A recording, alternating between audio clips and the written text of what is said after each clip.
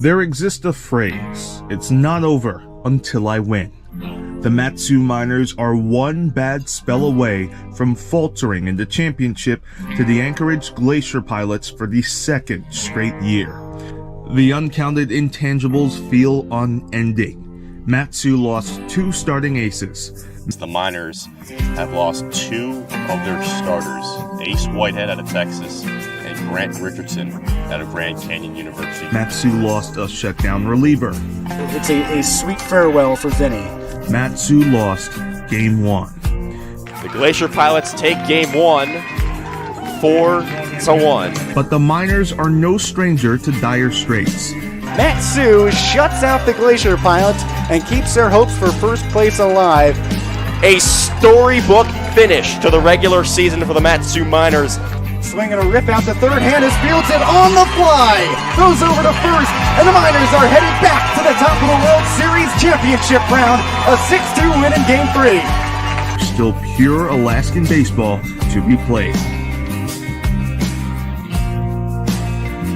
What if we have that kind of attitude? The cause we possess. Nobody believes in you. You've lost again and again and again. The lights are cut off, but you're still looking at your dream, reviewing it every day and say to yourself, it's not over until I win. Can it get any better than that for Mat-Su? The rally outside of the valley makes it an 8-5 game. Here comes Vest, he rounds third base. The throw home, not in time. Cooper Vest scores the go-ahead run. Vergara on his horse looking over his shoulder in right center. He dives! Yes, he did! A 3-run blast to right field and Apo Taco. Maddox Haley plays murder ball and the detective has left the scene of the crime. A 2-run shot for Steven Lancia. Welcome back to Palmer, Alaska. And that ball is gone! Emilio Barreras, if you didn't know him, now you do. And the Miners have a wire-to-wire win here at Herman Brothers. Well, it's not over until I win.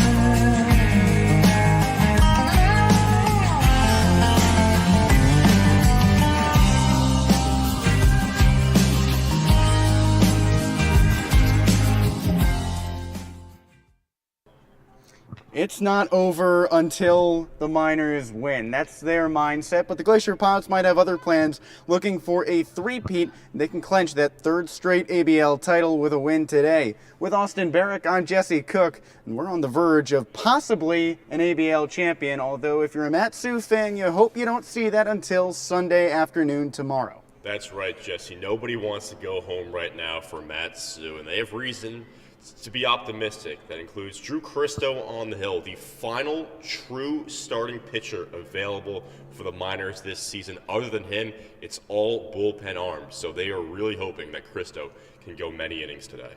And he's been electric for the Miners of late. He had a .360 earned run average during the regular season. He struck out a league-best 43 batters. He also walked a league-worst 32 batters, but his last appearance was arguably his best. He went 5 no-hit innings against these Glacier Pilots in another must-win game when the Miners were in their search for first place, and that ended up being successful. Mat-Su needed to win 2 of 2 against the Glacier Pilots, and they did it. Well, guess what? To win the championship, Mat-Su needs to win 2 of 2 against the Glacier Pilots. That's right. Christo was a big part of why this team has home field advantage right now. Of course, today, the Miners will be the road team. That's what happens in these best of 3 series. And Christo, he's had 3 spectacular outings this season. Yes, the walks are high, but in Monday's win, he had 7 strikeouts to just 3 walks. He faced less than 4 batters per inning. He needs to attack the zone early and often today. Mat-Su needs to attack the plate better than they did last night, and I mean that from the batter's standpoint, because the Miners were left wanting on the base path. There were 3 instances where a Mat-Su base runner was picked off. That had only happened once in any game this season. Yeah, it was a tough look, and Tyler Brunn shared his frustration after the game, and it was something that's very uncharacteristic for this team. And then in the latter half of the game, the base running mistakes were in the first half of the game. The latter half of the game, the Miners stranded 8 base runners over the final 5 frames, including 2 in each of the 6th, 7th, and 8th innings. Max Martin for the Anchorage Glacier Pilots was really shut down when he had to in his relief work yesterday. That's right. You mentioned this stat to me earlier that Matsu was just 1 for 11 with runners in scoring position. Another stat that didn't bode well for Matsu was that Anchorage had 8 of its 9 starting batters reach base by way of a hit in that game. Let's take a look back at what Ty LeBrun had to say after the Game 1 loss. Matsu has its back up against the wall after losing Game 1 of the championship series, which means if the Miners lose again, it's over.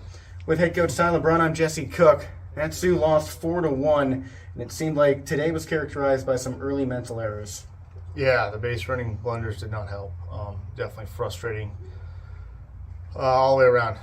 First and second, no out, and we don't get anything done out of it. That definitely sucked the wind out of us, took the wind out of us. The first inning one was tough too with Coop's ball, but that's a tough ball to read too. I mean, that ball was hit so hard. And then we got picked off, I think, again in the third. So it's frustrating, obviously. And I think we had 7 hits. They walked 7, or gave us 7 free passes. And anytime you only score 1 run, it's frustrating, big time. Some positives out of this, though. The gutsiness of Will Rizzo to transfer from being a closer to a starting pitcher for the second time this season. You had Mario Bejarano pitch on back-to-back days. Mm-hmm. What can you say about the resiliency of your pitching staff? They've been great, and they've really stepped up when we've lost guys.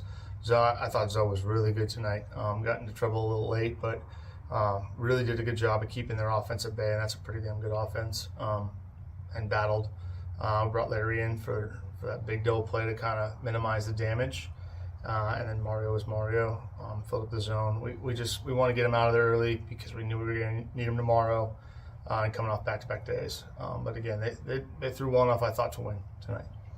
We know after a win, the clubhouse is a pretty loud, fiery place. Mm-hmm. What was the post-game speech to the guys like after this loss? We're frustrated. I'm frustrated. They're frustrated. It's pretty quiet when I went in there, which is, I guess, what you kind of want. I know they're not ready to go home. It's just those mental mistakes that we made tonight really hurt.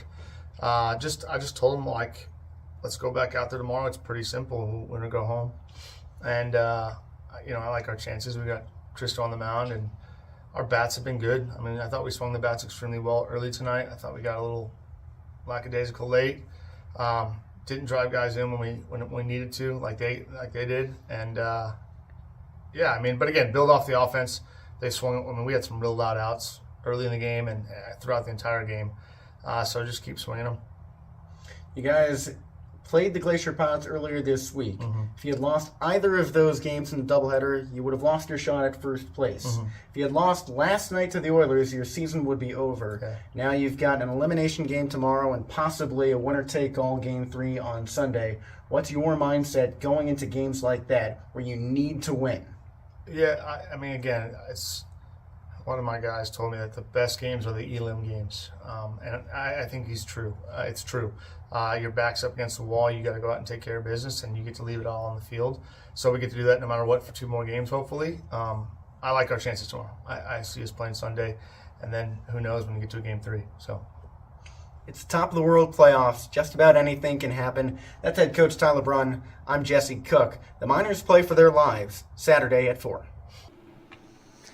Matsu needs to do better in a lot of facets in this game. We talked about the base running mistakes. The bats were not great with runners in scoring position. Remember, earlier in this season, in the month of June, Matsu averaged stranding 5 runners in scoring position every game. That's right. So hopefully those past demons don't come back to bite the Miners today. That's right. But before we get to Game 2, let's take a look and listen back to what transpired in Game 1 of this all-important top-of-the-world series. Welcome to Game 1 of the 2023 Top of the World Championship Series. And for the second consecutive year, it's between the Anchorage Glacier Pilots and the Matsu Miners. And Matsu has a red-hot second baseman in Nolan Tucker. He's reached base in 13 straight games and has a 6-game hitting streak as well. And there's Maddox Haley. He's had a hit in all 8 matchups against the Glacier Pilots this season. If the Miners want to capture their first title since 2018, teamwork will make the dream work. Alongside Jesse Cook, I'm Austin Barach. Rizzo staring intently at Lancia. His cleats on the right side of the rubber. working out of the stretch now with the runner at first base. The 0-1 swung on to short. Barrera's fielded on the hop. Underhands to Tucker. That's one out. The throw on to first base. He got him! A 6-4-3 double play for the Miners, and one day after spinning 4 double plays, they have the first one here today in the first. 2 away. Payoff pitch. Corked in a deep right field. Carpenter backtracks, looks at the wall. It's up and over the fence. Will Bermudez goes yard on a full count pitch. His first home run of the season, and the Pilots strike first here in the championship. It's 1-0.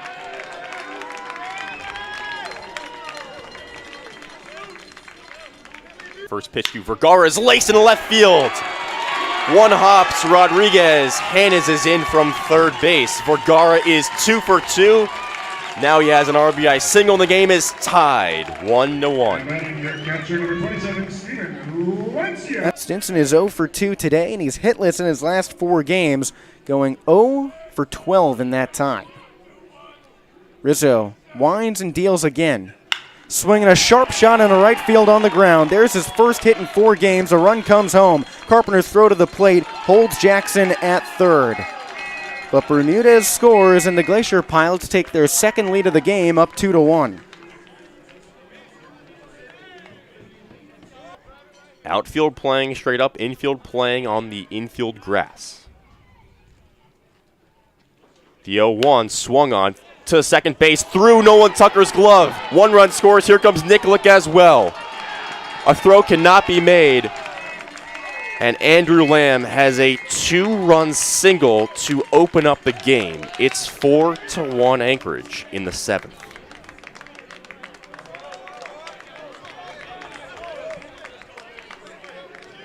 Matsu won 6 of the last 7 regular season matchups. The Glacier Pilots took the first 3 on June 8th, June 10th, and June 19th. Martin's 1-1, swung at to short. Bermudez is there, fields it, left of his body, throws on the first on a dart in time for out number 3, and that ends the game. The Glacier Pilots take game 1, 4-1. We will be back tomorrow at 4 p.m. for game 2, an elimination game for the Matsu Miners. The Miners' victory tomorrow will force a 3rd game on Sunday. The Glacier Pilots' win tomorrow will end the season for both teams.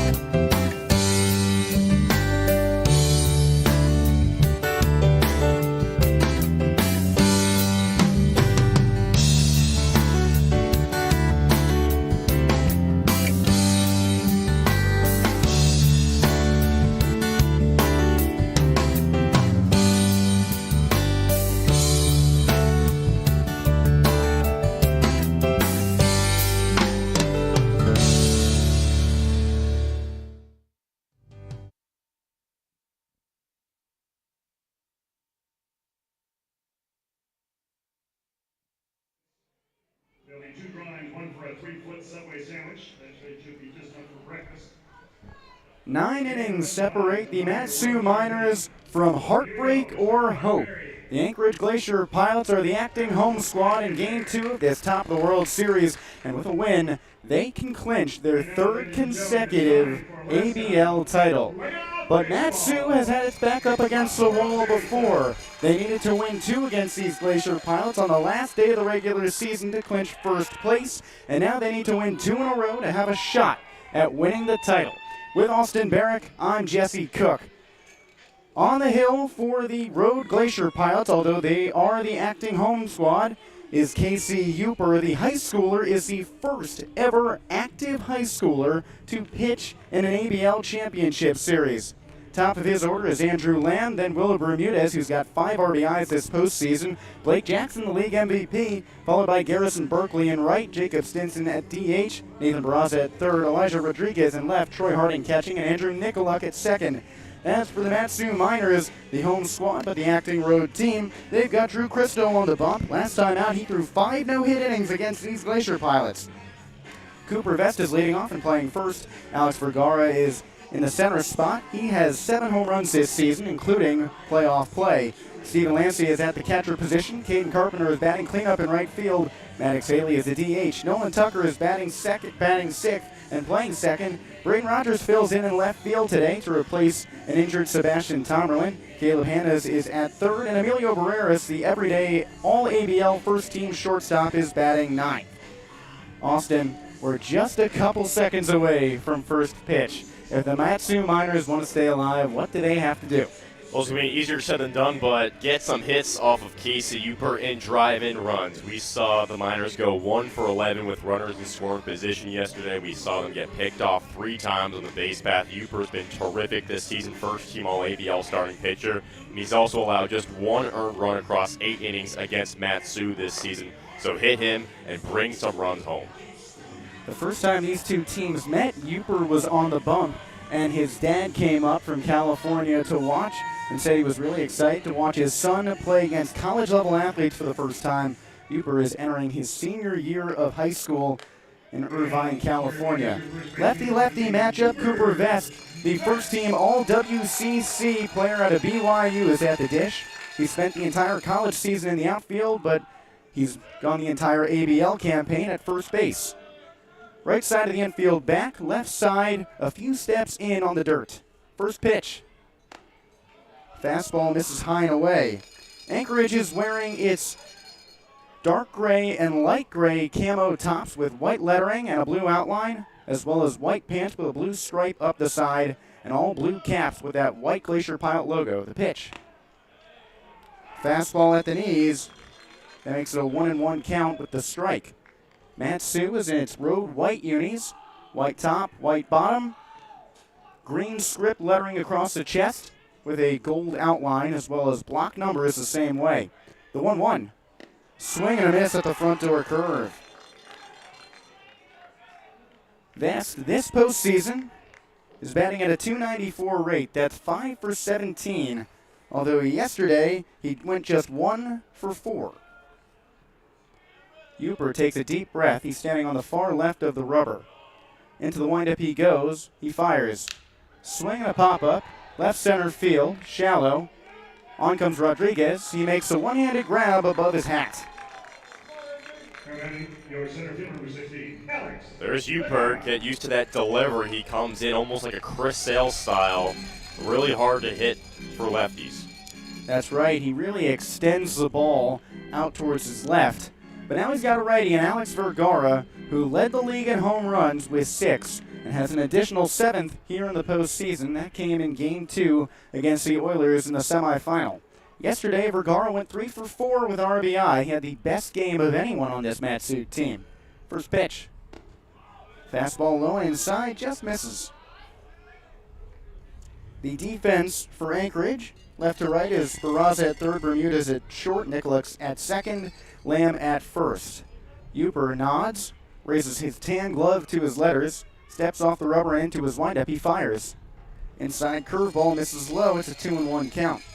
Troy Harding is doing the catching, and that outfield is left to right. Elijah Rodriguez, Blake Jackson, Garrison Berkeley. And that's the same way it's been the entire last week. Uper, glove at his stomach. Steps and fires a 2-0. Swinging a corkscrew pop-up out of play off to the right side.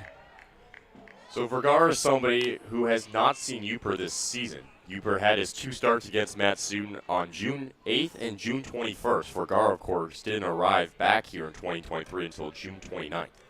That's right. He joined the team in the middle of the season. He was, of course, the 2022 ABL MVP. He was asked back after Matsoon went down a couple players. 2-1.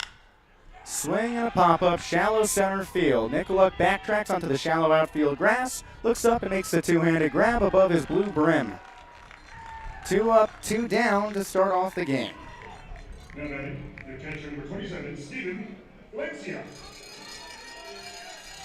That pop-out brings up Matsu's catcher, Steven Lancia. The Miners have been looking for more production out of him. He was 4th in the batting race in the regular season with a .344 line, but he's just 1 for 14 in the playoffs. Lefty-righty matchup, the pitch. Fastball low and inside, called a strike. Lancia's one hit came in the finale of the semifinal, Game 3 against those Oilers. Hitless yesterday. Uper kicks and fires the 0-1. Hanging curveball swung on and dribbled down the left field line and foul. That moves the count to 0-2. The UT Rio Grande Valley product has struck out just 1 time this postseason. Infield shifted over to the left. Nikoluk, the second baseman, playing just to the right of the second base bag. Andrew Lamb at first, about a third of the way between first and second. Uper winds and deals. The 0-2. Swinging a shallow fly ball right field. Berkeley moves over to his right, looks up and makes the grab. Matsu flies out for all 3 batters here in the top of the first, going down in order. We move on to the bottom of the first inning, still tied up just the way we started at 0-0.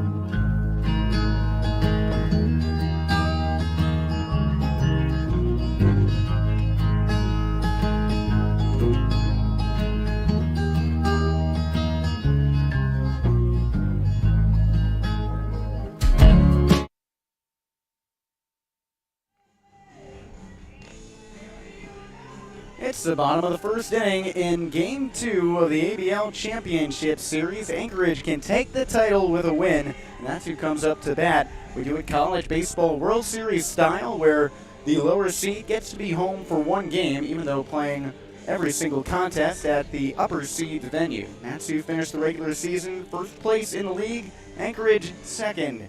With Austin Barach on Jesse Cook, the score still stands at 0-0. Matsu went down 1-2-3 in the first inning. Now they turn to right-hander Drew Christo out of Nebraska to try and save their skins.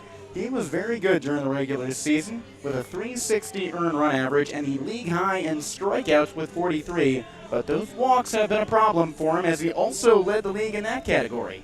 Yeah, he did. So it's really a Jekyll or Hyde situation with Christo, because when he's at his best, there's nobody in the league better than him. When he's not at his best, it can get a little weird.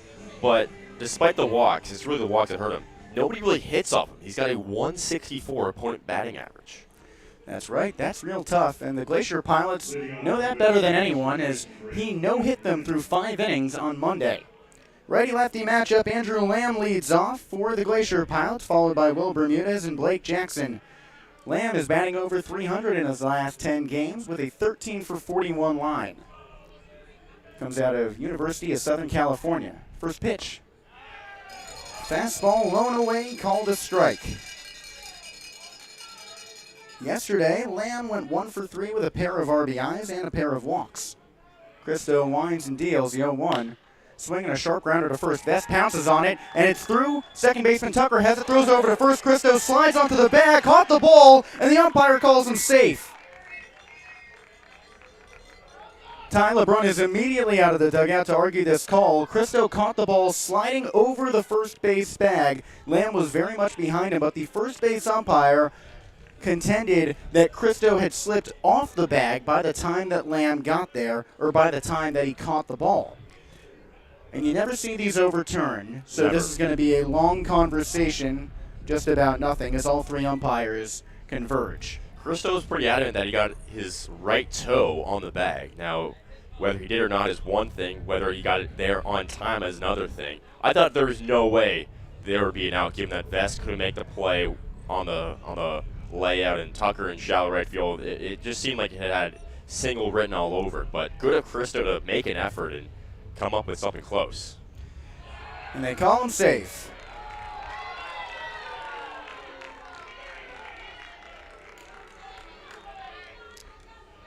They say Cristo was off the bag. He certainly touched the bag. It's about whether or not he was on the base when he caught the ball. And that's a tough one because he was sliding over it. I was more worried that he was going to injure himself, buckling his knee, but he makes no bones about being all right. That brings up Will Bermudez. He homered off of Cristo's Nebraska teammate Will Rizzo last night for the first run of this series. First pitch to the lefty, pulls back, pitch misses low. Lancia can't find it, and Lamb swipes second. Lancia picks up the ball and throws it back to Cristo, but an awkward start defensively for Matsu does not bode well, as the Glacier Pilots already have a runner in scoring position with nobody out in the bottom of the first.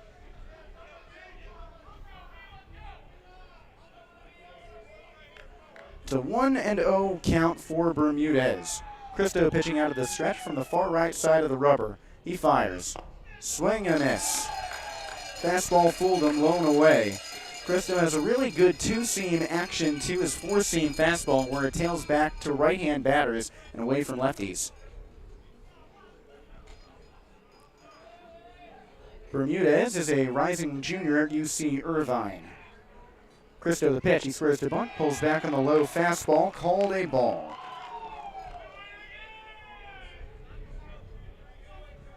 And Bermudez was named one of 3 finalists for the ABCA Rawlings Gold Glove Award for second baseman this past season. 2-1 pitch. Swing and a drive, deep right center field. Carpenter chases back to the fence. He looks up, and that ball is over the scoreboard. Will Bermudez homers in back-to-back games in the most important trials of the season, and it's 2-0 Glacier Pilots with nobody out in the bottom of the first.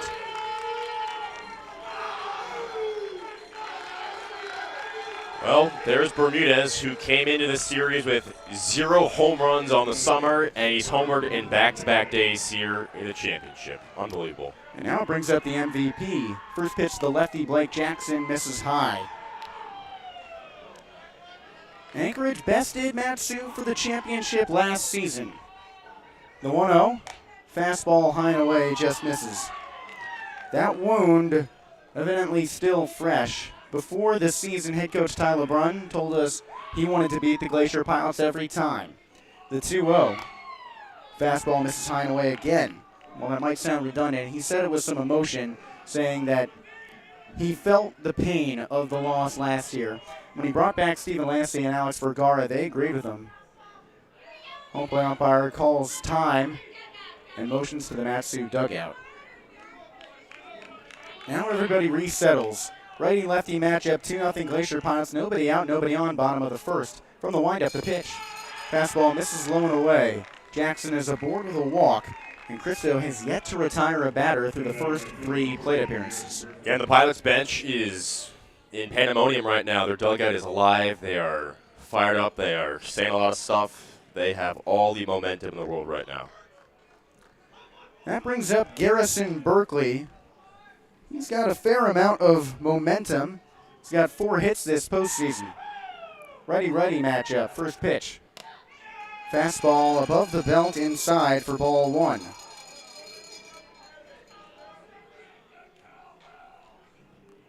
Infield at double play depth, corners on the grass. Cristo on the far right side of the rubber with his tan glove at his shoulders. Peers over at first, decides on home and throws. Fastball misses high.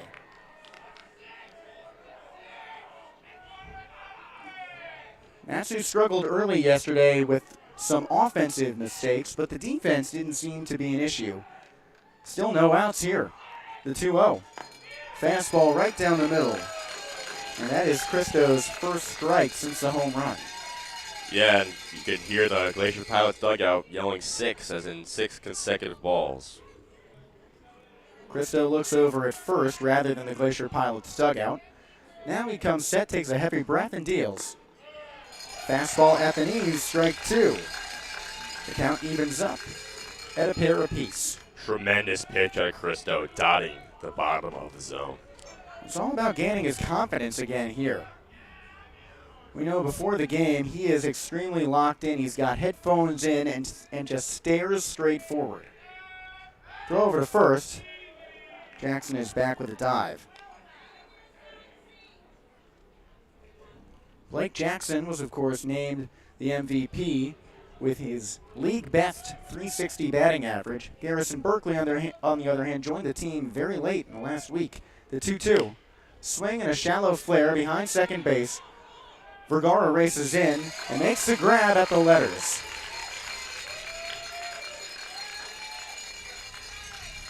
Jackson retreated to first in plenty of time.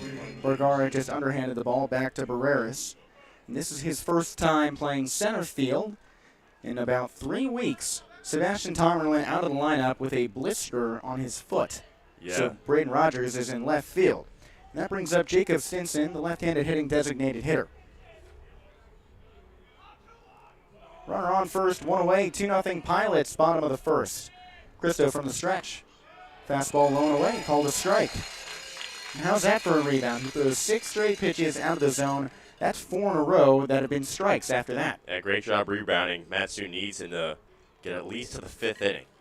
There's a hefty gap between first baseman Cooper Vest and second baseman Nolan Tucker. The pitch. Fastball at the top of the zone, high and away for a strike. 0-2 count. Vest is holding Jackson to the bag. Tucker is a good 10 yards away from second base. He and Emilio Barreras, the shortstop, are at double play depth. 0-2 pitch. Fastball misses at the socks. The Matsu defense has been elite as far as double plays. They've turned at least 2 in every single game this postseason, with 2 yesterday, 4 the day before, 2 in Game 2 against the Oilers, and a trio of double plays in Game 1. The 1-2. Fastball misses high and away.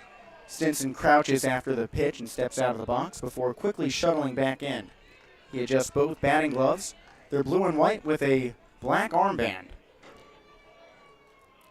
Cristo leans forward and stares in. Now he resettles straight up on the bump. His 2-2. Swing and a miss. Cristo strikes out his first batter of the game, and after surrendering a 2-run shot and walking the next batter, he's retired back-to-back hitters. Yeah, a lot of times you see from starters, they get hit early, but they settle down afterwards, and obviously Matsu would love for him to settle down nicely over these next few innings. Righty-righty matchup with Nathan Barraza. Runner on first, 2 away. The pitch. Fastball right over the middle. 0-1 count. In the regular season, Nathan Barraza was one of the many 300 hitters on this team. They had 5 of them. He batted at a 301 clip with 23 RBIs. Cristo kicks and deals the 0-1. Swing and a pop-up down the right field line and foul out of play. That moves the count to 0-2. And the league leader in strikeouts is 1 strike away from his second of the game. Cristo takes a moment behind the rubber, kicks at the dirt on the very back of the mound, and now resets on the white stripe. Shakes off one signal from catcher Steven Lascia, stares over at first, and now Cristo stands straight up. His 0-2, runner off for second, swing and a miss. Cristo strikes out 2 in the first inning, but the Glacier Pilots do their damage and fire off a pair of runs with 1 swing. Will Bermudez in his 2-run shot. Keep listening, because that could be the seminal moment of this game. 2-0 Glacier Pilots as we move on to the second.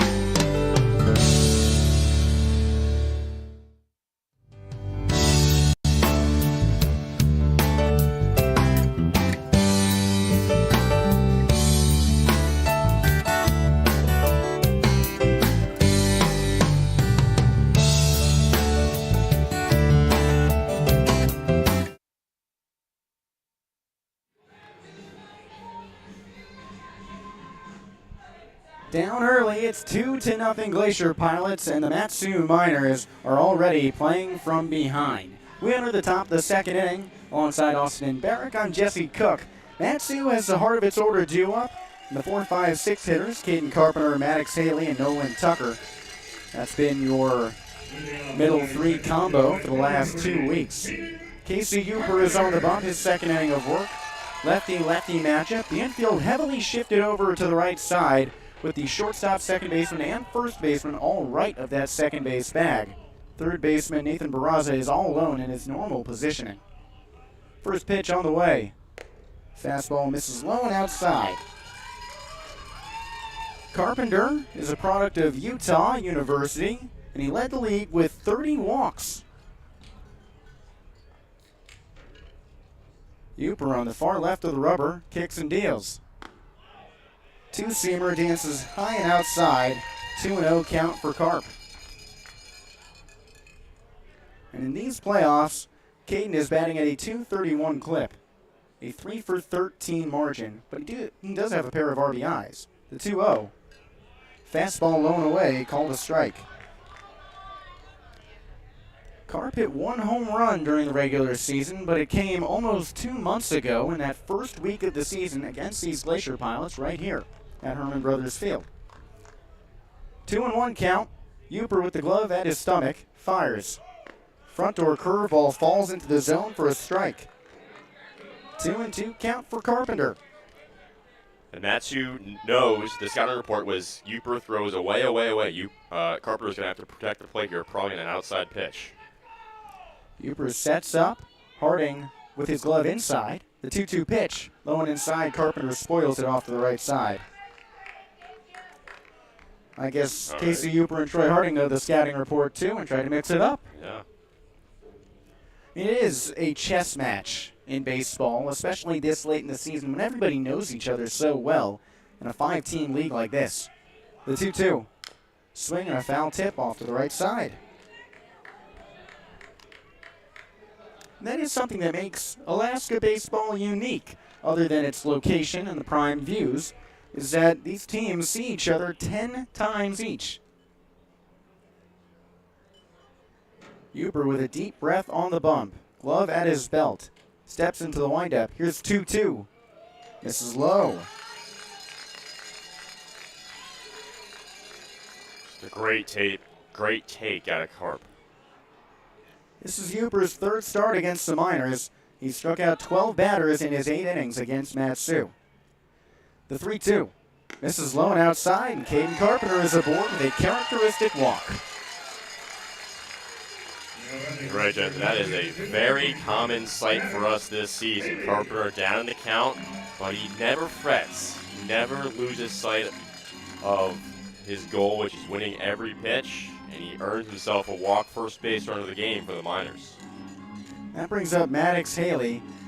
He went 0 for 2 yesterday, reaching base on a walk and a hit by pitch. He's 11 for 33 against the Glacier Pilots, including postseason play. Lefty on the bump, righty at the dish. Haley, a San Diego native, and that's where he goes to school, San Diego State. Huber stares at first, throws home. Fastball low and outside for a strike.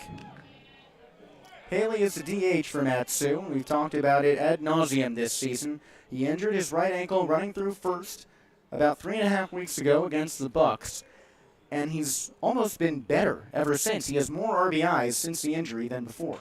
The 0-1 pitch. Fastball right down the middle for a strike. Before the injury, he had just 6 ribbies on the season. After, in less than half a season, he piled together 7. Unfortunately, it hasn't translated yet to the postseason. He's just 1 for 11 through 4 games in the playoffs. That's right. Matsu could use a pop out of him now. He had 1 home run during the season.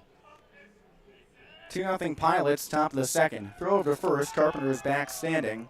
And Matsu has to be a little more wary of pickoff attempts than they were during the regular season, because yesterday the Miners had 3 different runners picked off. That had never happened more than once in a game. Ian Torby had a good pickoff move. Huber, of course, a lefty. The 0-2 pitch. Swing and a miss. Fastball high and away, and Haley goes down on 3 pitches. That strikeout brings up Nolan Tucker, and very few have played as well as him in this postseason. Tucker, on the whole, is batting 6 for 13 in the playoffs. He's got at least 1 base hit in every leg of the postseason. Yeah, Tucker and Vergara have been the best hitters thus far for Matsu in the postseason. Both of them with 6 hits. Vergara was 6 for 13 entering today, but he popped out. Lefty-lefty matchup. Throw over to first. Carpenter is back standing. Tucker has a unique athletic background. He was a champion wrestler in high school. He won his conference, and he said that unique strength for wrestling has helped him a lot in baseball because it's one of the few sports that really trains all of your muscles. Left and left matchup. Throw over to first again. Carpenter waltzes back in without a tag.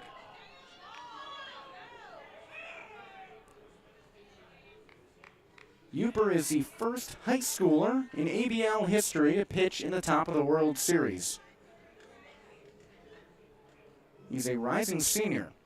First pitch to Tucker. Slider in the zone for a strike right down the middle. The youngest player on Matsu's roster is Maddox Haley, and he is still a rising sophomore at San Diego State. Tucker is a rising junior. The 0-1, he swings and fouls it off to the right side. Played his full 2023 campaign with Valparaiso alongside Matsu teammates Alex Thurston and Caleb Hannes. They were the left side of the infield together, but he just transferred to Southern Mississippi, and he said he did all of his recruiting work from Alaska. Never visited. The 0-2. Slider misses low and away. And Alex Vergara, Matsu's center fielder today, had a similar story where last season when he transferred from Weatherford Community College to Lipscomb, he never visited. He did all of his work from Palmer. Just goes to show you how influential the coaches are when recruiting. That's right. The 1-2. Front door curveball, swing and a drive, right center field. Back goes Jackson looking over his shoulder, and he makes a grab. About 20 steps in front of the fence, Jackson made quick work of that play. He even slowed up right before catching the ball. Looked like for anyone else that would be a sprint, but Blake Jackson has such great range. I'll tell you what, Casey Uper really dominated that last sequence because the two straight throwovers to first base. You're making Tucker just wait at the dish. You're making the crowd angst up, and then he's down 0-2, and you're in a tough spot after that. Here comes Braden Rogers in his first postseason start, lefty-righty matchup. Uper throws to first, and Carpenter is back standing. It's a wise decision to check on Caden Carpenter. He stole 6 bases during the regular season. That's second on the Mat-Su roster. However, that was the, I believe, 5th pickoff attempt this inning. The pitch to Rogers. Carpenter off for second. Throw to the base, way in front of him. Tag is down, and he's underneath. Caden Carpenter is safe at second with a swim dodge dive.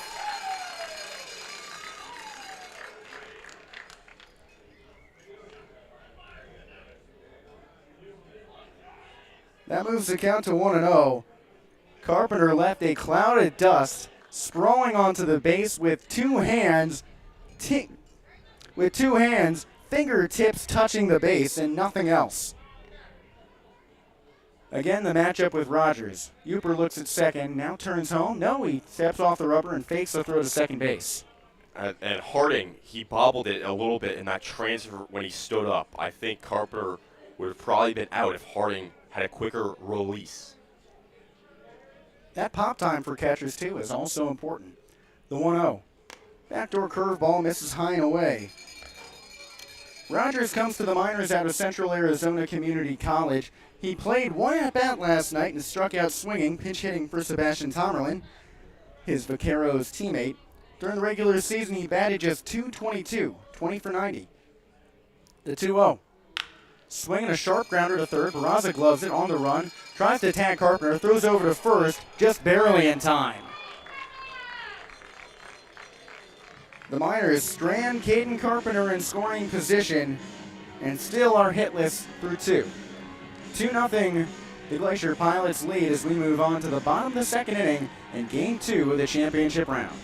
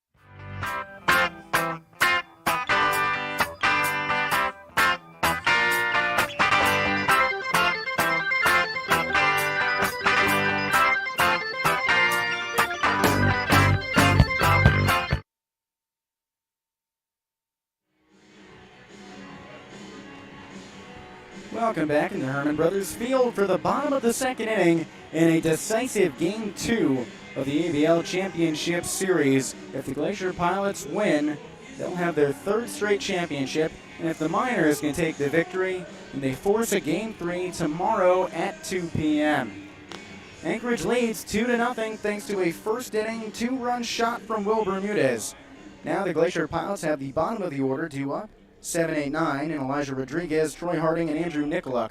They're going up against Drew Christo. Though he had that rocky start to the first inning, the righty out of Nebraska responded with 3 straight outs, 2 of them by way of the K. Righty-lefty matchup. Elijah Rodriguez digs in at the very back of the left-handed batter's box. Christo into the windup, fires. Swinging a chopper to first base. Best fields it, runs over to the bag, and that's out number 1.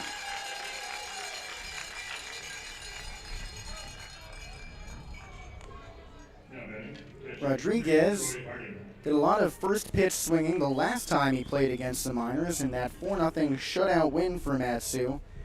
In that game, he swung at the first pitch in 3 of his 5 at-bats. Here's Troy Harding, righty-righty matchup. The Anchorage catcher finished at second in the home run race with 3 dingers. The pitch. Fastball, low and inside, called a strike. Those 3 home runs were, of course, half of what Alex Vergara, Mat-Su's center fielder, had. The 0-1. Fastball high and inside on the hands, just misses. It's a 1-1 count. Cristo readjusts his gold cap and resets on the bump. His reddish-brown hair peeks out from beneath the hat. He fires, swinging a dribbler down the third base line and foul.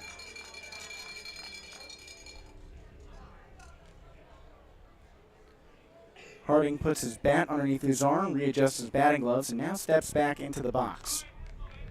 He wears all blue gloves with gray cleats. Cristo, with the high socks and short pants, fires the 1-2. Fastball right down the middle for strike 3. Third K of the day for Drew Cristo. The ABL's strikeouts leader just keeps rolling with 4 consecutive outs. Rather 5. Yeah, he's been humming ever since that 2-run shot and the walk to Jackson, so finding his groove right now.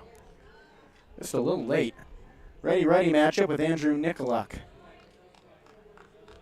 First pitch, he fires. Fastball misses high and inside. Last night, Nikoluk hit a double for his only hit. It was the only extra base hit for the Glacier Pilots, the 1-0. Swing and a rip into left field. Back goes Rogers. He reaches up and makes the grab. So Nikoluk, whose double was the only extra base hit for the Glacier Pilots last night, besides Bermudez's home run, flies out to end the second inning. The Glacier Pilots go down 1-2-3.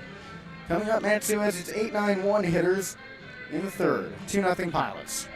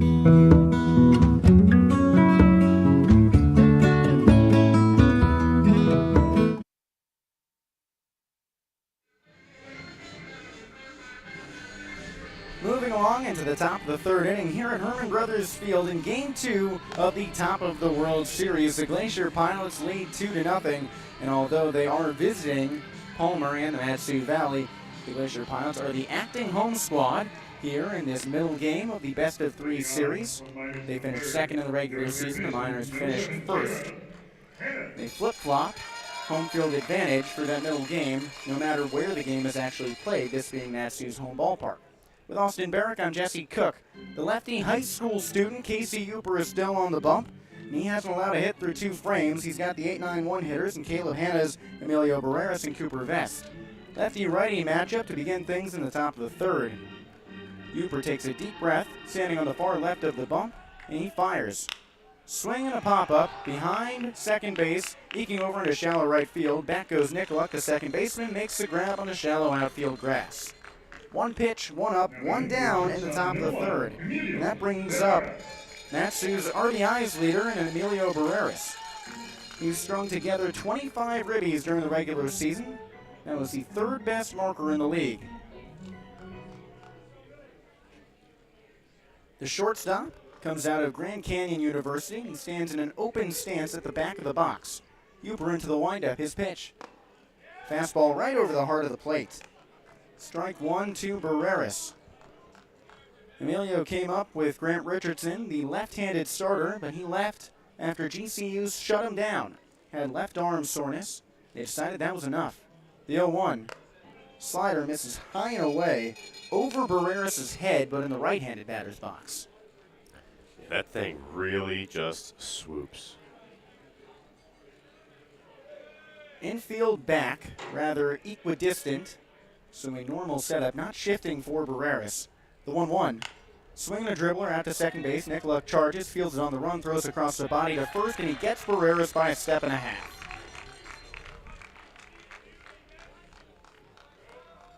That's the third time a baseball has gone Andrew Nicoluk's way at second. He hasn't faltered.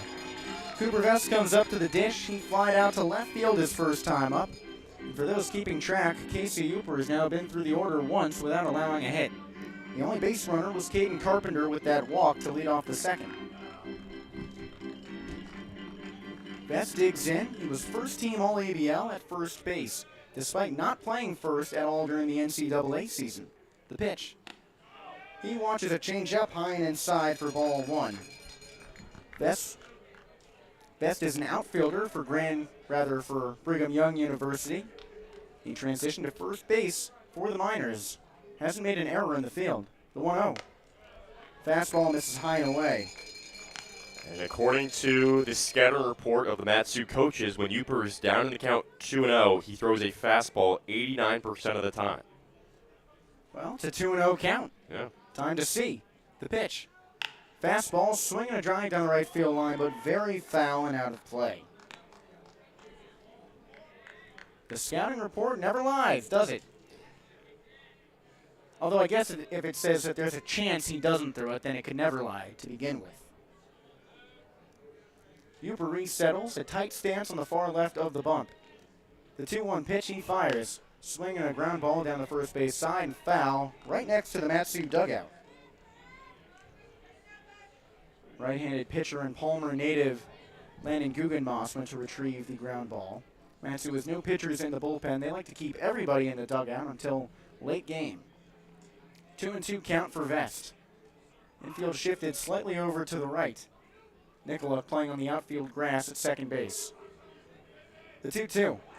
Swing and a ground ball up the middle. Nicola lays out for it. It's by into center field. Matsu has its first hit of the ball game, and it belongs to the leadoff man, Cooper Vest, with 2 away in the top of the third.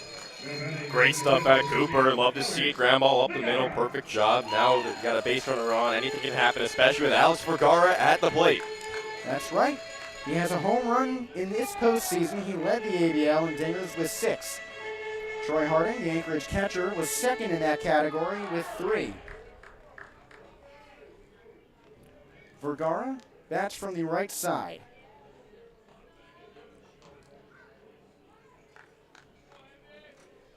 Uper with the glove at his waist. Looks over at first. This is a 2-step lead. The throw home. This is high and away. Harding leapt up to catch that ball. The Anchorage infield is shifted over to the left. Third baseman Nathan Barraza is right down the line. Shortstop Will Bermudez is halfway between second and third. And second baseman Andrew Nicoluk is right behind second base with a big gap off to the right side. Throw over to first. Vest is back standing. Vergara had 3 hits yesterday. 1 to left, 1 to center, 1 to right. All of them singles. And he talked in an interview, one of the Valley Chat series, about his development with opposite field power. The 1-0. He swings, lifts it off to the right side, and out of play. He's worked with assistant coach Kyle Watson for 4 different teams over the last 4 years. They were together with the Miners last year. They're from neighboring towns in Texas. And during the NCAA season, Watson said he would text Vergara tips, and one of them was how to hit opposite field. Vergara responded with an opposite field home run that very day. Throw over to first. Vest is back in safely. That was in a tournament at Clemson. Vergara not only hit an opposite field home run in that game, but he also hit one out of the Clemson ballpark. That's more than 450 feet. Yeah, he's got silly power. Best in the ABL. And of course, that's with a metal bat, but still. The 1-1. Swings and corks it down the third base line, foul. Vergara hasn't used his power yet today or in this series. He's 0 for 1 thus far, but that 3 for 4 line yesterday is nothing to scoff at. 2-0, the Glacier Pilots lead in the top of the third inning. There's 2 away and a runner on first for Matsu. Anchorage is leading the hitting game just 2-1. Uper the lefty, Vergara the righty. The pitch. Swing and a sharp liner into center field and down. Best round second, but chops his steps and holds there. Matsu has back-to-back singles for the 3-hitter Steven Lancia, and he has yet to produce anything really strong this postseason. And Austin, you said it time and time again this year, that's when someone feels like they really do. Yep, it's my phrase, and water finds its level. So Lancia, I was talking to him before the game, and he said it himself. He feels like he hasn't played to his standards over the last couple of weeks. So, he knows that he's ready to unleash a base hit sooner rather than later. He has 1 hit this postseason. Came in Game 3 against the Oilers. Runners on first and second, 2 away, lefty-righty matchup. Uper throws over to second. No, he holds on to the baseball, but stepped off the rubber. Nikoluk now recovered the bag, so Uper had to make a last-second grip on the baseball. Lancia had a good grip on his bat this season. In the regular season play, he was 4th in batting average. The pitch. Swings and misses in front of a low and away curveball. Lancia's .344 mark was by far the best on the minors roster.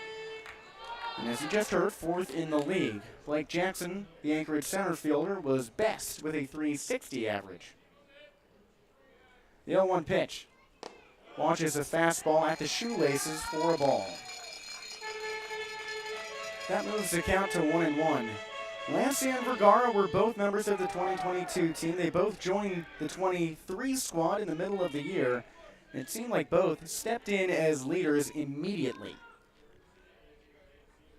The 1-1. Fastball misses same spot. 2-1 count. You're right. These two guys, there's a gravity towards them. And it helps that they're also really good at baseball. And so these guys love their energy and what they bring to the team. That's right. Lancia was first team All-ABL at the catcher position in back-to-back years at that. The 2-1 pitch. Swing and a grounder to short. Fielded on the hop, throw over to third for 1 out, and that does it for the inning. Will Bermudez has spent the entire regular season at second base, but the transition to short for the postseason has gone well. No errors yet, and he makes the wise decision to throw to third. The Miners strand a pair. We move on to the bottom of the third inning. 2-0 Glacier Pilots. That's time to introduce today's Game 2 Championship Pickaxe Pickle. Remember, we'll have the answer to this quandary in the middle of the fifth inning, but why not ask the question and give you some time to think about it? So, Matsu won the championship 19 years ago. John Hester and Eddie Rodriguez were teammates for that team, and each of them did something noteworthy in their first major league at-bat. What accomplishment shared by 133 other big leaguers did they both achieve?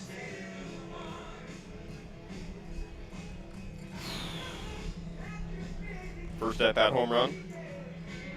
Could be. We'll revisit that in the middle of the fifth. Obviously, there's no Daniel Nava. First pitch grand slam. Right, that's only been done twice. You know, I watched the Nava Grand Slam live because my family always picks a minor leaguer to follow one season, and we had been going along with Nava through the Red Sox organization that year. There you go. Was it live at Fenway, or? I think so. We weren't there. We were watching on our TV. Yeah, because I remember watching that. It's just incredible stuff. It's like it makes you believe in a lot of things when you see a guy hit a first pitch of his career grand slam. Maybe it can make you believe in a Matsu comeback. Oh yeah. We move on to the bottom of the third inning. Still 2-0 Glacier Pilots here in Game 2 of the ABL Top of the World Series. If Anchorage wins, it's over, and they've got their third straight title. If Matsu wins, then they force Game 3 tomorrow, right back here at Herman Brothers Field at 2 p.m. with Austin Barach on Jesse Cook. Drew Christo is back on the bump for Matsu. He struggled early on, failing to retire the first 3 batters, and that's who comes up for the Glacier Pilots: Andrew Lamb, Will Bermudez, and Blake Jackson. Lamb boarded on a controversial infield single. Bermudez homered, and Jackson walked. After that, it's been 6 up, 6 down. Lamb, a lefty, Christo, a righty. And the Nebraska product already has a glove at his eyes on the bump, ready to go.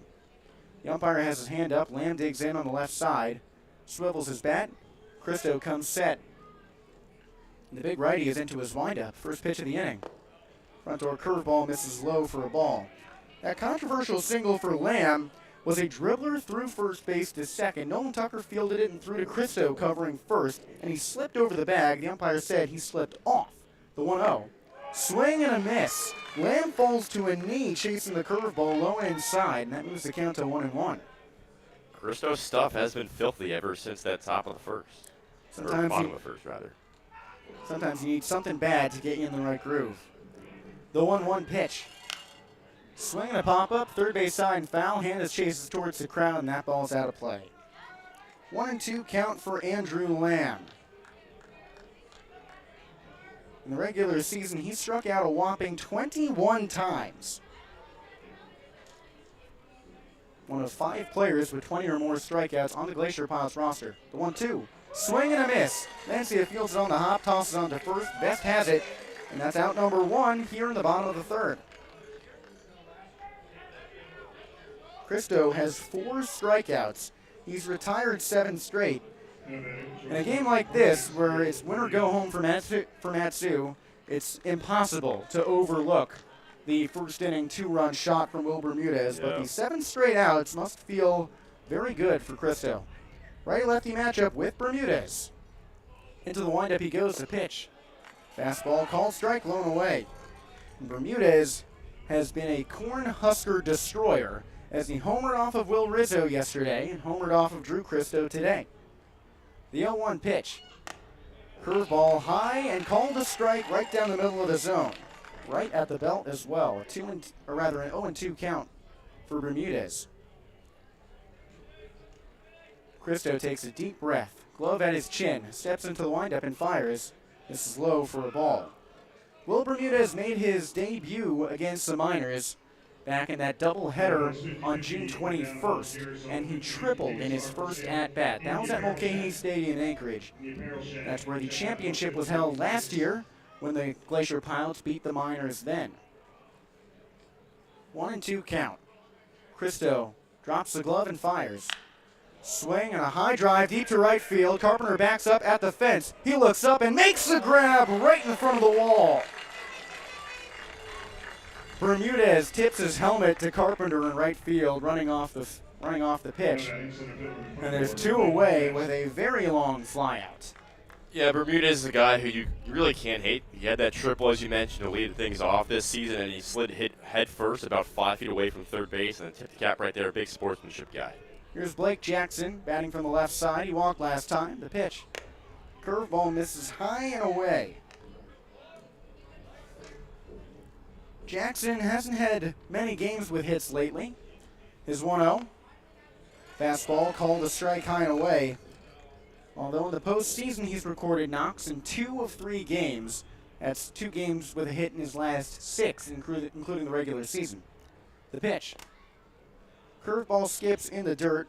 That moves the count to 2-1.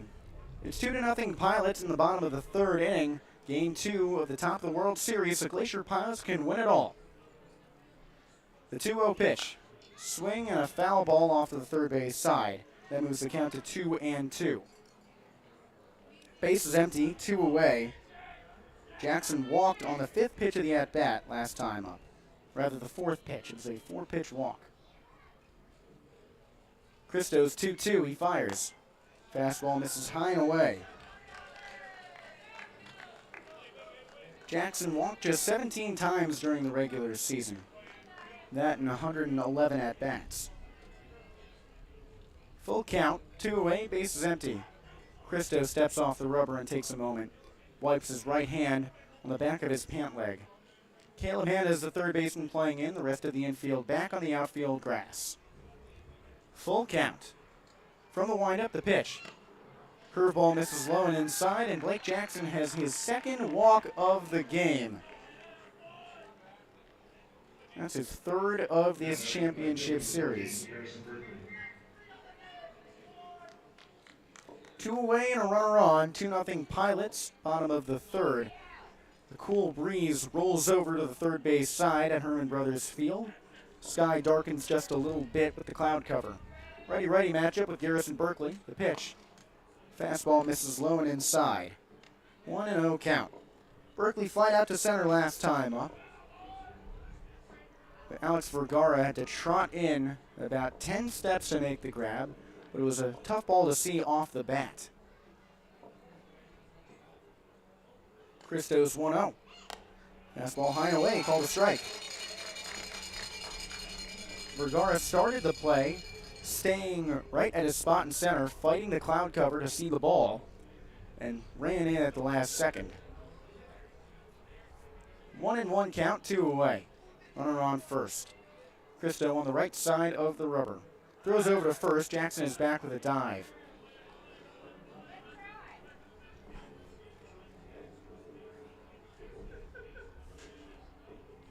The count remains 1-1 for Berkeley. He rests the bat just above his back shoulder. The pitch, runner off for second. Swing and a miss. Throw to the base. In time!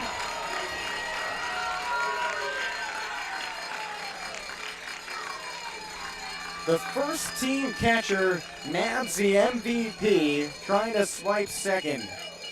Matsu moves on to the 4th inning, still trailing by 2, but with some newfound momentum after the caught stealing dart from catcher Lancia. We'll be back in just a moment with the 4th inning of action, 2-0 Pilots.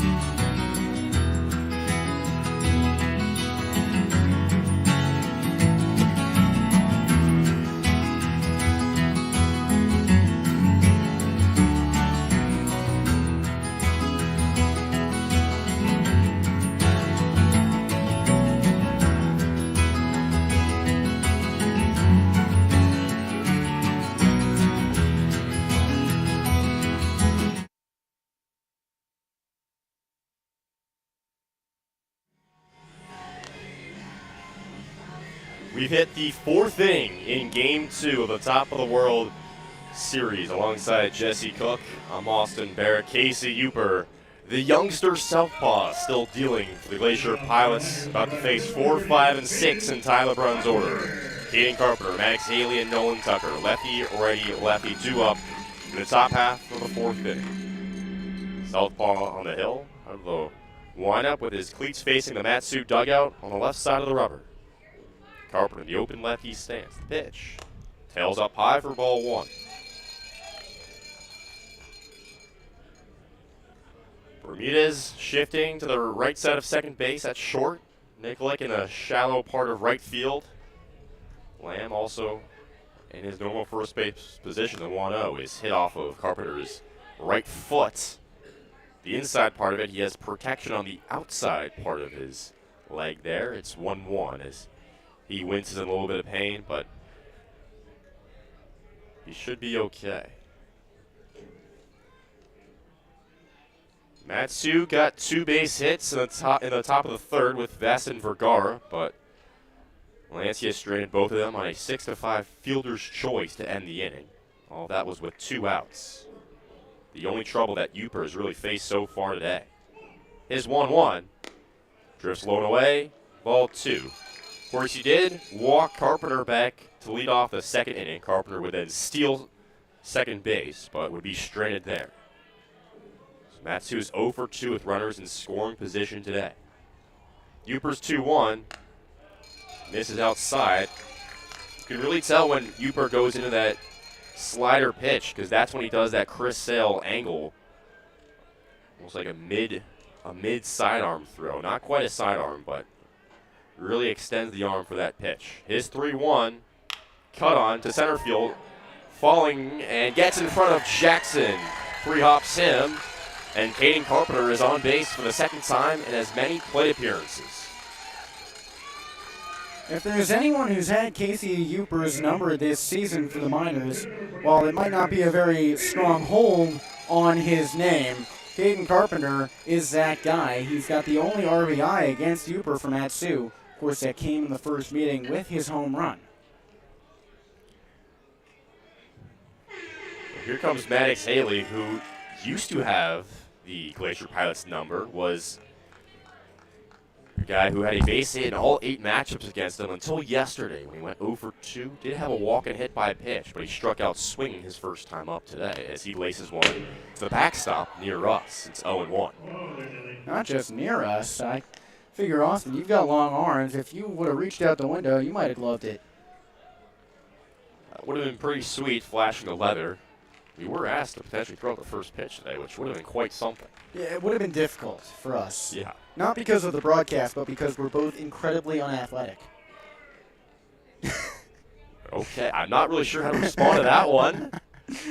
As Uper steps off the mound, remember, when Carpenter walked back in the second, Uper threw over to him 2 times before Nolan Tucker's at bat. Uper has really controlled the pace of this game, making this home crowd anxious with their team down 2-0 here in a must-win elimination game. Uper at the stretch, fires home, curveball misses up and away, evens up the count at 1 ball and 1 strike. I shouldn't call you unathletic. You can dunk. I've probably gained a good 5 or 6, maybe 10 pounds since I've come up to Alaska. That's not the worst thing in the world. Packing on a few of the old LBS.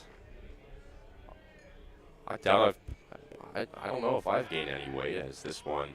Uper checks back on Carpenter, which might not be a good thing.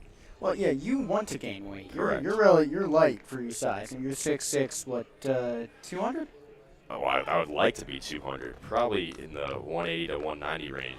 I understand that's a big range. Yeah, I'm 5'8", and I'm in the 170 to 180 range.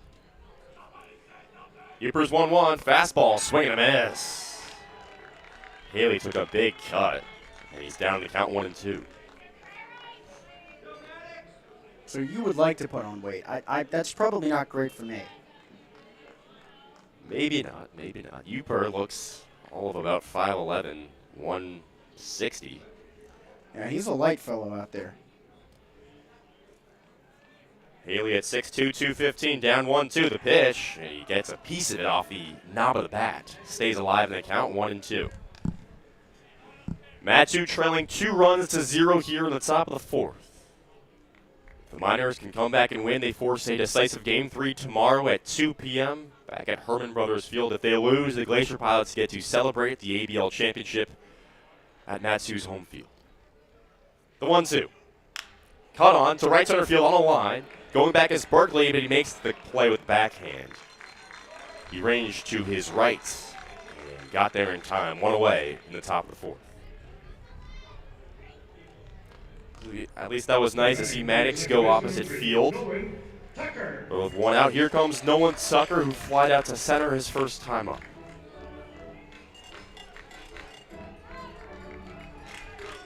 Well, if he's keeping time with Alex Vergara, they entered both 6 for 13 in the playoffs. Then both fell to 6 for 14. Vergara got a hit in his last time up, so if all follows suit, Tucker will as well. Middle infield and double play depth. The breaking ball is left upstairs, ball 1. Right about the helmet level of the 5'9" Nolan Tucker, and you're right, he's been great this postseason. Now 6 for 14. But it goes beyond that. He's on a 14-game on-base streak and a 7-game hit streak. The 1-0 swung on, laced foul along the left field side. It's 1-1. Barraza playing even with the bag at third. Bermudez and Nikolic playing up the middle. Lamb holds on to Carpenter at first base. Jackson shading Tucker to go left center in center field. The lefty's 1-1 has to wait as he checks on Carpenter again. Back without a slide.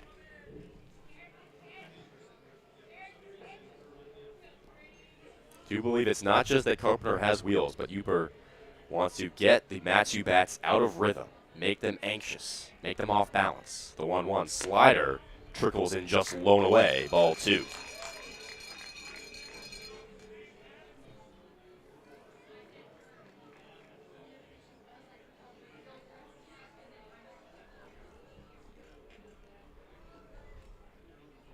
Pitch swung on back up the middle, hits off of the glove of Uper to second base. Nikolic tags out Carpenter on his way down to second base, and that's an unusual 1-4 fielder's choice out. Uper lost his glove in the process. It hit off essentially the handle area of it right around the palm of his mitt.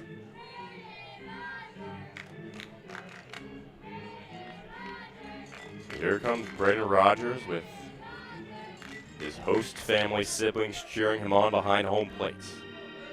He says he's been so grateful for the support of his host family here in Alaska this summer. He's got 1 home run. He's been hanging on to that one since the solstice back in that doubleheader at the Pilots. As the fastball tails outside, ball 1. Rogers pinch hit for Tomlin in the 9th inning yesterday, but he struck out.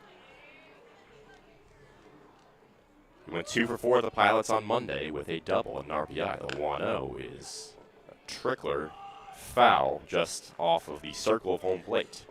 1-1.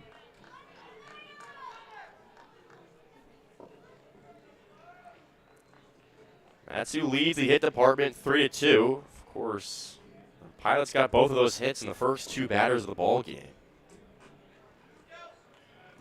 The Lamb infield single and a Will Bermudez home run. Uper stares long at home plate, now throws back to first. Tucker slides back safely.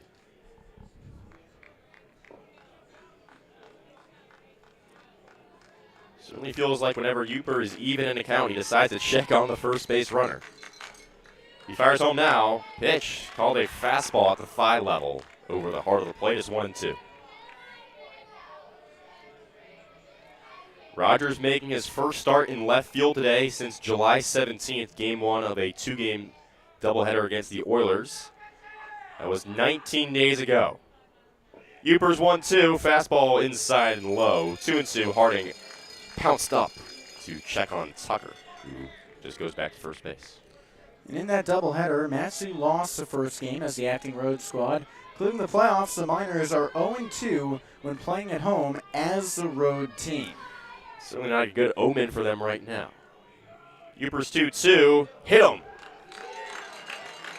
This slider continued to break in. Rogers took the off-speed pitch around his left oblique area. And Matsu, for the second consecutive inning, has runners at first and second with 2 outs.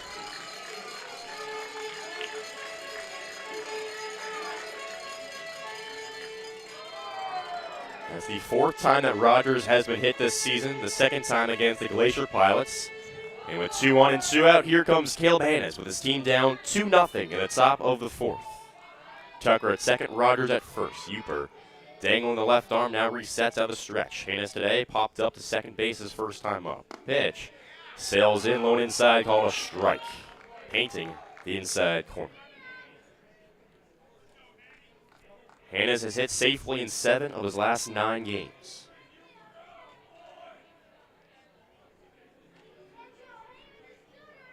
Uper checks the runners. Kicks and delivers home. Big swing and miss on a changeup down the middle. It's 0-2.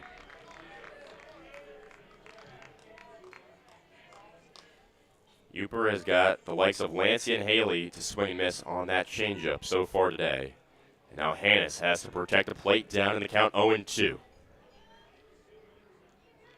Here comes the pitch. Left low, strong take. It's 1-2.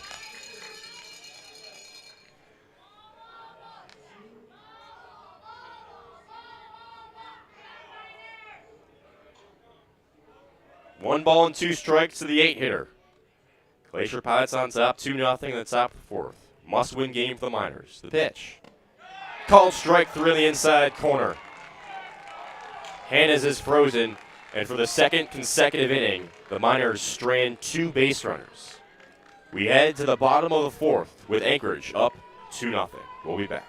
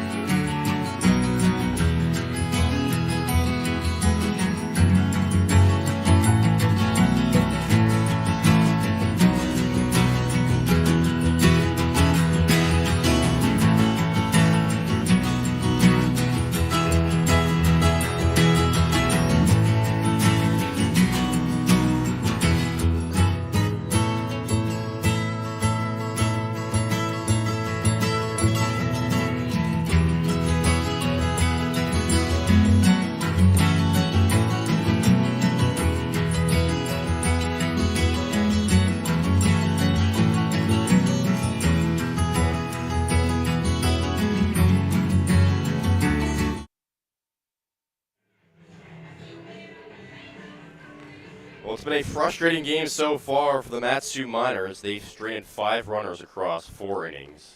Drew Christo on the hill has allowed just 2 base hits, but his team is down 2-0 as he's set to face 4, 5, 6 in Garrison Berkeley, Jacob Stinson, and Nathan Barraza. Righty-righty matchup right here. Christo, glove above the face, kicks and fires, fastball, misses inside. Berkeley flew out to Vergara in center back in the first inning. The 1-0, fastball, blown away, 2-0.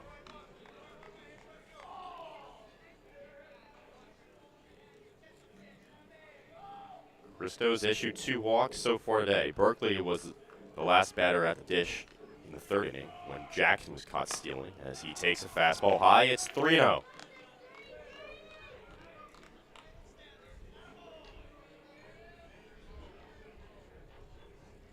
Christo's 3-0 offering misses low and outside. A 4-pitch walk. And for the second time today, Anchorage has the leadoff runner aboard.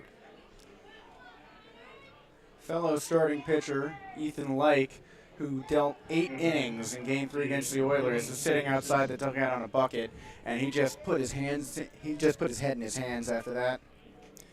Got to be the worst feeling in the world to be a guy like Ethan Lake and have no say in how the top of the World Series plays out. He's shut down. First pitch to the lefty. Stinson is called a strike on the outside corner. Lake, of course, went over 54 innings this summer. Pitched incredibly. Almost every single outing was productive for him. Went 8 innings in Game 3 in the win against the Oilers. The 0-1 outside and low. 1-1 to Stinson, who struck out swinging back in the first. One of 4 strikeout victims for Christo today. 4 Ks to 3 walks for him. That is per usual for the big righty out of Nebraska. Open stance for Stinson. Runner on first. Nobody away in the bottom of the 4th. The pitch home. Check to swing. Gets it outside of Lancia, darting to the right side of home plate. And Berkeley reaches second base on a wild pitch.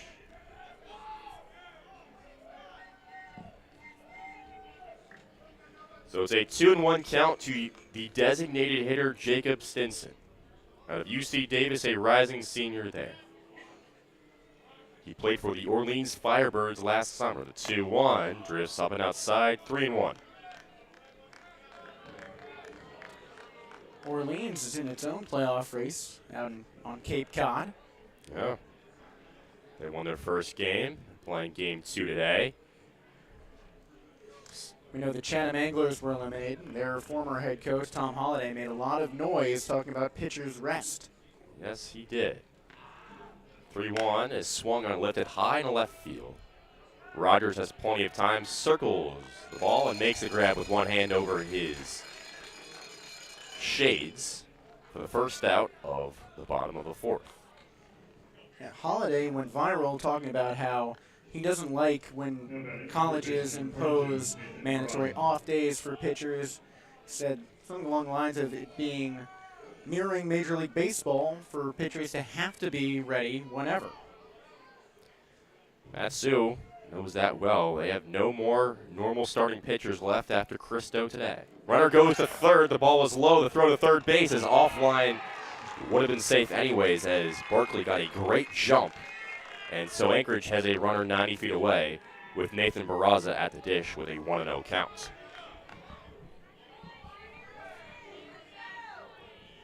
Barraza is 1 for 13 in the postseason. He's just got one extra base hit in his last 15 games. The 1-0 swung on, lifted foul along the first base side. It's 1-1.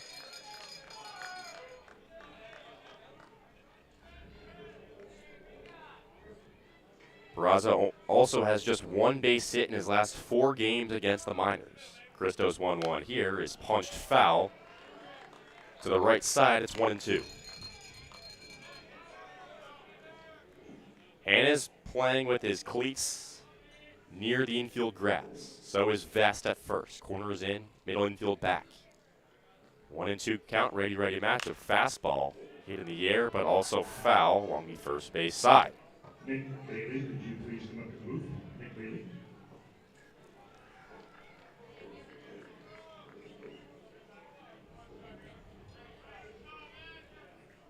Cristo deals again.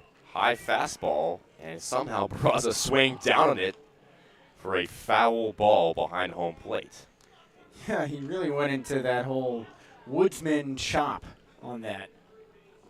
Like he was taking down a tree, but from above. It is 72 degrees and sunny in Palmer, Alaska right now. Cristo out of the windup. He deals the 1-2. Got him chasing. Ball dances away, but the runner stays at third base. The throw goes to first. He's out there, and Berkeley stays put at third base. A chaotic play works out to Matsu's favor. Lancia was able to protect it just enough to reach the ball, throw on to first for the outs, and keep Berkeley 90 feet away. That's part of what makes Lancia such a favorable option at catcher is he's got a lot of range. He's a big guy, so he's really good at keeping the ball in front of him. And even when it skipped away, he made quick time. Lancia is catching for the 6th consecutive day. Here comes Rodriguez. He looks at a fastball up and outside. Of course, Brandon Rogers was the catcher for Game 2 of Monday's doubleheader at Anchorage. Lancia has caught every game of the postseason thus far. Righty-lefty matchup to Rodriguez, who grounded out to first his first time up. He looks at a changeup. That stings the latter half of the plate. It's 1-1.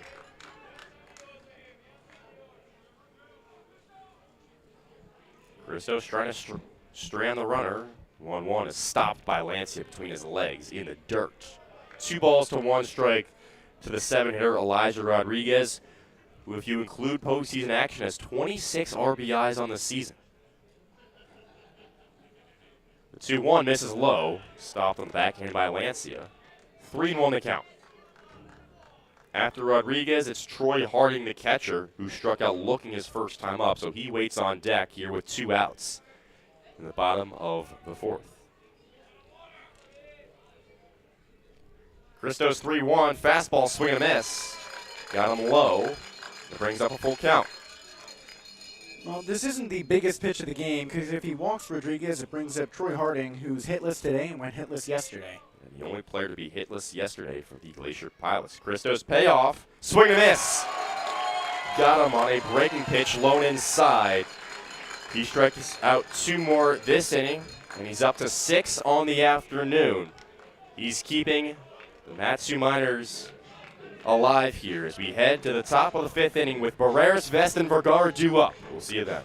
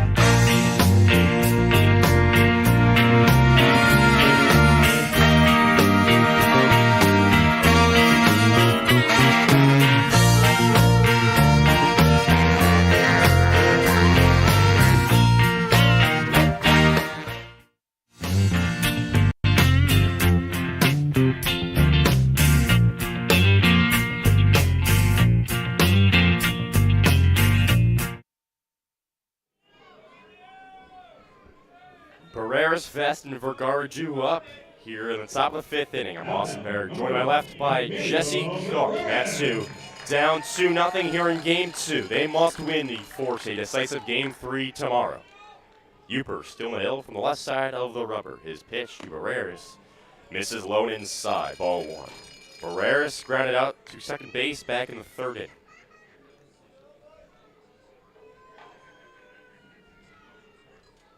Uper's 1-0 out of the windup is corked foul, and a pitch inside is 1-1.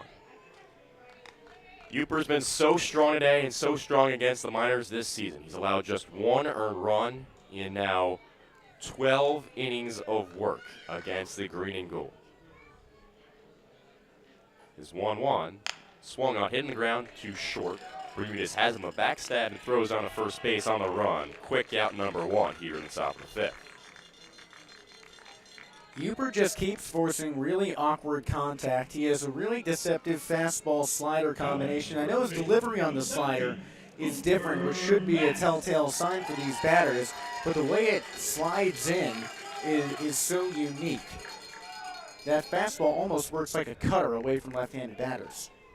It's really something to behold as here comes another lefty, Cooper Vest, the leadoff man. He's 1 for 2 single last time up. He takes a slider that slides in across home plate for strike one. It began on the right side of Vest's body and framed back in over the middle. The 0-1 misses outside 1-1. Uper's been so good, it's hard to imagine where he's come up with that 3.77 ERA on the season, but he did have a couple of bad outings in early July against the Chugiak Chinooks. The 1-1 skips into some dirt to the backstop. It's 2-1. On July 2nd, Uper went just 3 innings, allowing 9 runs on 7 hits. He got the loss, and then a week later, facing the same Chinooks, he went 5 innings, allowing 5 hits and 4 earned runs. Guess it pays to be bad against the worst team. The 2-1 swung on the ground, chopper right side. Lamb has it, underhands to first base, but Vest beats it out. Uper was a step late. Vest, who always hustles for every single ground ball, gets himself an infield single, his second consecutive single. Alex Vergara. This is the biggest game of the season. Matsu is not going to shy away. Anchorage might be a little indecisive in the field on that play, but that won't happen twice, I can guarantee you. So Matsu needs to keep up that same hustling mindset throughout this one. So now they shift for Vergara. Nikolic playing right up the middle, just to the right side of second base. And Bermudez at short goes back to his normal position, even with a runner at first base. Cooper out of the stretch deals a curveball inside for ball one. I mean, Cooper Vast, he plays baseball the right way. He and Will Bermudez, so much respect for those guys. Hustle out every single play the game with such tremendous passion. Here comes Vergara, who can tie this game with one swing of the bat. Has 7 home runs in totality this summer. He got here on June 29th. The pitch on the ground low. Barraza fielded it. He goes to second for 1 out. The throw to first base, called safe. Vergara beat it out, but they get Vest at second.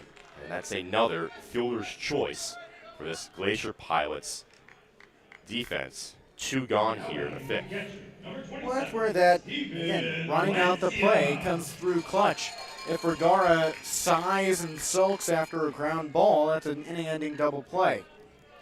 So, yeah, it keeps the inning alive for Steven Lancia, who is now just 3 for his last 27. First pitch, he swings and misses on an outside changeup. Sometimes your mechanics just fall out of whack at the wrong time. Matsu has leaned so heavily on Lancia's powerful bat all season long. Out of the stretch, the 0-1 is swung to right center field, falling fast, but Berkeley is there, making the grab over his head for out number 3. Matsu strands 1. And they are up to 6 left on base today. We head to the middle of the 5th inning, and we have the answer and the question again to our Pickaxe Pickle. That's absolutely right, Austin, we do. Circling back to that question, the Miners won the ABL championship 19 years ago in 2004. John Hester and Eddie Rodriguez were teammates on the 2004 champion Matsu Miners. Each of them did something noteworthy in their first major league at-bat. What accomplishment shared by 133 other big leaguers did they both achieve? I'm going to switch. I'm going to pivot from my initial guess of home run. That seems too mainstream. Either a triple or maybe a bunt single. Let's go with a bunt single. Really specific. Well, Austin, these trivia questions are meant to inform and to teach. And this is a lesson in sticking with your first choice. Go with your gut. They both homered in their first major league at-bat. Man, must you feel dumb. No, you got it right the first time. Hester homered for the Diamondbacks on August 28, 2009 against Wilton Lopez of the Astros, and Rodriguez slammed a homer for the Padres on August 2, 2012 off of Johnny Cueto and the Reds in that red-hot season for them where they made it to the playoffs, winning the NL Central. Cueto being one of the best pitchers in the league.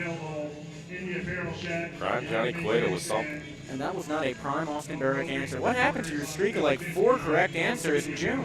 I mean, I was bound to... You fell off. I was bound to... When it matters most, in the championship game, you can't get it. I guess, man. I guess. That was a tough one. I wouldn't have gotten it. Well, that's certainly deflating for me, as I guess I share a similar feeling with the players on the field, as they have given up just 2 base hits, but trail in this must-win situation 2 runs to nothing. Drew Christo still on the mound as he enters the 5th inning of work, set to face 8-9-1 and Harding, Nikolic, and Lamb.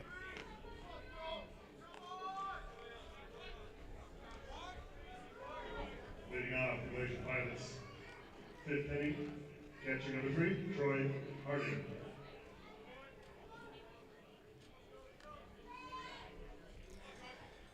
Fielders playing straight up for the right-hand batter, committed to Sacramento State. Harding looks at a fastball up and inside for ball 1.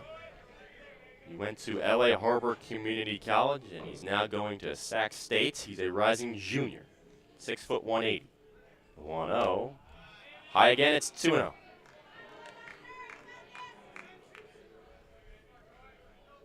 Harding struck out looking his first time up. Christo's got 6 punch-outs on the game. The 2-0. Catches the top of the zone on the fastball. 2 balls to 1 strike. Harding has just 1 base hit in his last 3 games against Matsu. The pitch. Swing and miss. Blown away. on the breaking ball. He evens it up at 2-2.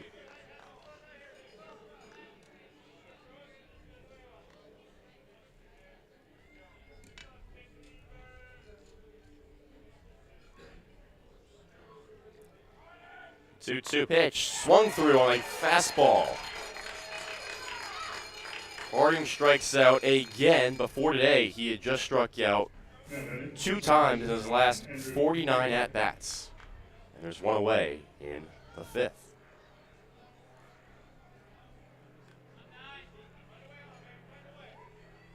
So here comes the 9-man Andrew Nikolic. He's 1 for 5 this series. He looks at a ball in the dirt, breaking pitch. Nikolic out of LMU, a 5'11", 185 infielder. Pitch misses inside.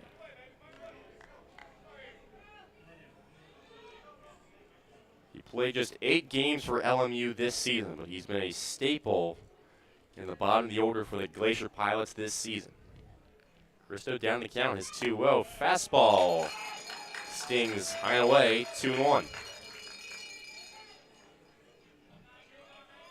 Nikolic is now just 3 for 24 against Matsu this season. 2-1, chased it in the dirt away. And Cristo, after being down 2-0 in another count, has worked back even. He has really found his groove after a shaky top of the bottom of the first round. His 2-2 kicks and fires, back of the middle on the ground. Leaps over second base, Tucker throws on first, got him! The ball trickled past Drew Cristo on the mound, slowly rolled over second base. Tucker scooped it up and threw out the, I guess, rather slow-moving Andrew Nikolic for out number 2. Now batting first baseman ready, Andrew Lamb. So Cristo now set to face the top of the order for the 3rd time today. Andrew Lamb got an infield single his first time up and struck out swinging back in the 3rd. The pitch. Curveball outside and low, ball 1. Lamb out of Coto de Casa, California, at 6 feet 185. Second team All-ABL utility guy. He's played first base in both games this series, and he looks at a breaking ball in the dirt, 2-0.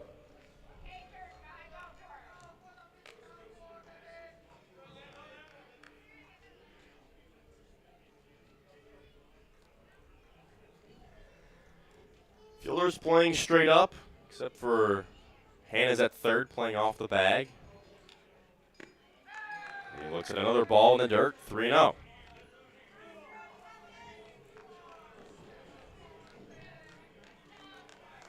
Nobody warming up for Matsu. 3 pitchers are standing out there in the bullpen.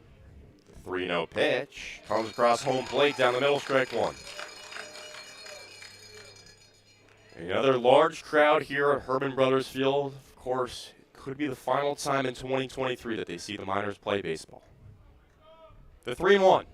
Fastball swung on to center field. Vergara ranges backwards, finds some room, and makes the grab above the left side of his head. For out number 3. Another 1-2-3 inning for Drew Cristo.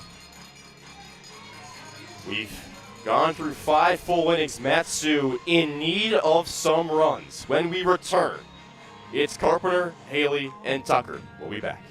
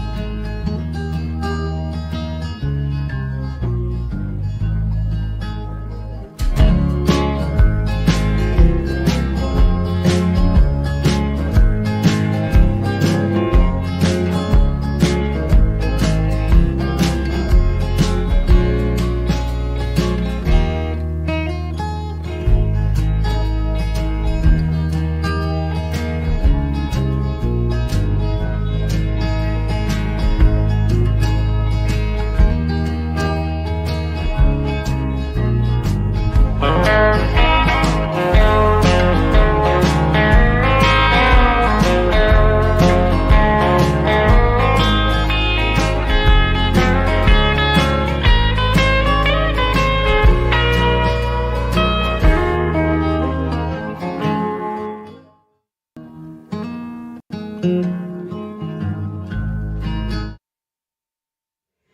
right fielder, number 38, King Carpenter. We've reached the 6th inning at Herman Brothers Field alongside Jesse Cook. I'm Austin Barach. Casey Uper, the high schooler, still dealing for the Anchorage Glacier Pilots, set to face Carpenter, Haley, and Tucker. Peanut Butter has a shift on him again. First pitch is swung on, lasered into right field. Berkeley ranges down to the side, and he makes the sliding grab. He worked to his left, went to feet for a slide, and made the grab low, stealing extra base hits from Matsu. One away in the top of the 6th. Those are the kind of make-or-break plays that can decide a season. If Berkeley doesn't make that grab and Carpenter boards for 2 bases, maybe more, Matsu's got a spark, but a sliding play like that just silences it. That really feels like the biggest play of the game so far. First pitch to Haley, called a strike at the top of the zone. Obviously, Will Bermudez' home run in the first inning was a big play, so I guess the biggest play since then. But at this juncture in the game, in the 6th inning, when Matsu has 0 runs, that feels like it just stole all the momentum from this crowd as Haley lifts one behind third base. Barraza pirouettes into foul ground and makes the grab in the pop-up for out number 2. 2 quick outs for the Miners. Boy, does that Berkeley play loom large. Well, the crowd is still lively enough. Matsu fans are nothing if not enthusiastic. I mean, when they trailed 15-1 to the Oilers in the first week of the season, it was still a relatively packed house. House is packed, but the noise is at a minimum. Lefty-lefty matchup here with Nolan Tucker. The second baseman looks at a strike just below the knees. Tucker flied out and reached on a fielder's choice. He's now 6 for 15 in the postseason. The 0-1 curves low and away, ball 2. Uber already has 2 outs this inning.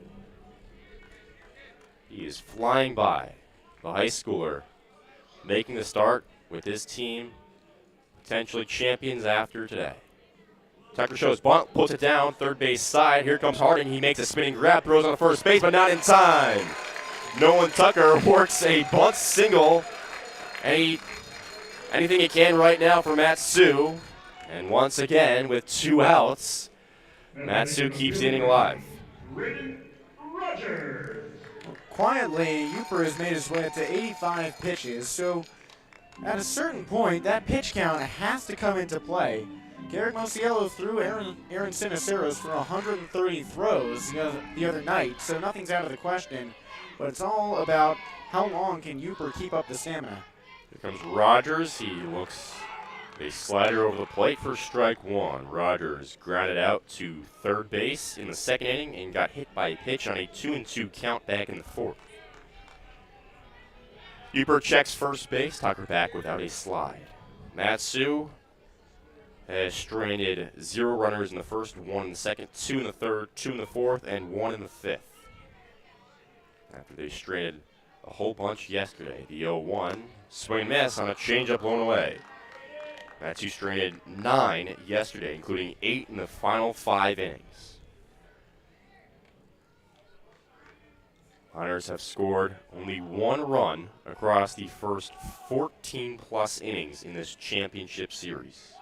0-2 count here. Rogers plunks one foul on a changeup outside. Good job staying alive.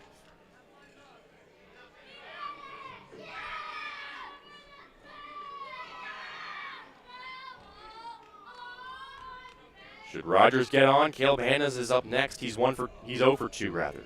The 0-2 pitch in the dirt. 1 ball and 2 strikes. This feels so distant for a 2-0 game. Matsu has a tying run at the plate, and it just doesn't feel like it. That's a great way of putting it. It feels like the Pilots have controlled the energy of this game from the get-go as Tucker is checked on again. Of course, big part of that, the 2-run shot as the second batter of the bottom of the first in Will Bermudez. Pilots dugout was loud after that and has since just carried on that 2-0 advantage. Runner goes. The ball is outside. The throw to second base is not in time. The ball skirts into shallow right field, but Tucker stays put at the bag. He has himself a stolen base. And for the third time this game, the Miners have a runner, or the third time today, the Miners have a runner in scoring position. Nolan Tucker does such a great job creating, and he has been the main fire starter this postseason for Matsu. He stands 180 feet away. Matsu is 0 for 3 today with runners in scoring position, 1 for 14 in this spot in this series thus far. Braden Rogers trying to break through, and he asks and gets time. No, that's a balk. Oh, that's right. Rogers did point with his left hand, motioning towards the pitcher, and the home plate umpire said, "Oh yeah, that was weird." And Tucker gets third base on the balk. Well, short of a steal of home, there's nothing more Nolan Tucker can do. The Matsu offense has to carry him now. The crowd comes alive. Upers 2-2 to Rogers. Swung on and missed. Got him with the changeup again. Matsu strands a runner for the 5th straight inning. 7 men left on base for the Miners so far as we head to the bottom of the 6th inning. 2-0 Anchorage. We'll be right back.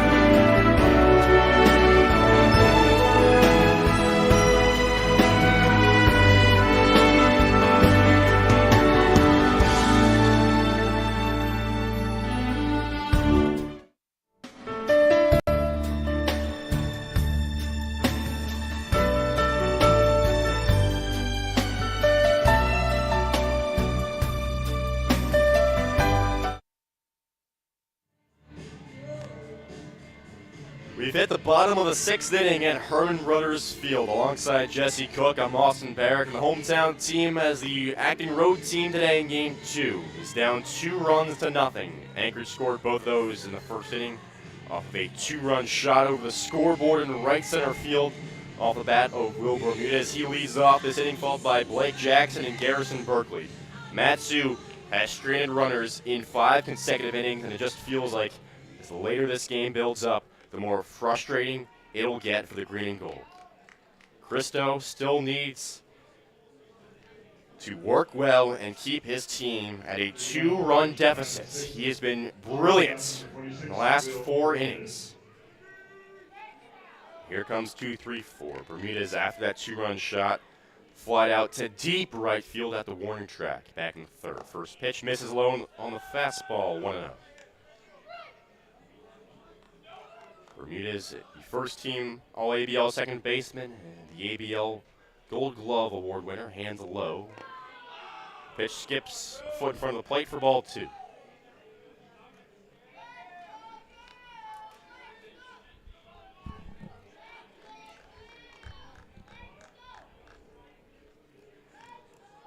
Matsu has 5 hits to Anchorage's 2. They are hitless after the second batter of the game. Christo's 2-0, swung on, popped up left side of the play, tailing foul. Nearly hit a spectator who had to duck her head along that bullpen side and left. Christo down the count still, 2 balls to 1 strike. Righty-lefty matchup. The pitch. Misses in the dirt. One hop slants, get 3-1.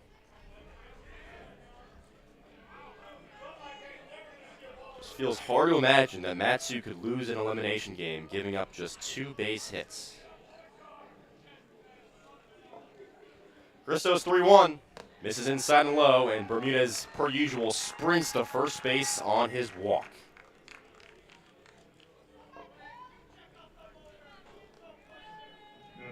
Center fielder number 24, Blake Jackson. It's okay to miss to the top of the order. Christo has been great. It's just that start to the game that has everything so sour. So here comes Blake Jackson. Got to be careful to him, of course. He's walked twice today as the Cola EBL MVP. First pitch misses low. Christo has missed low many times so far this inning. Hannes playing in on the infield grass at third base. Vest holds on to Bermudez at first. Outfield playing straight up. Rogers playing shallow and left. The 1-0. Frame just a bit low at the knees. It's 2-0. Just below the knees, rather. Jackson used to play at McLennan Community College, then went to the University of Charlotte. Now he's on his way to be a South Carolina Gamecock. Christo's 2-0 down the plate for a strike.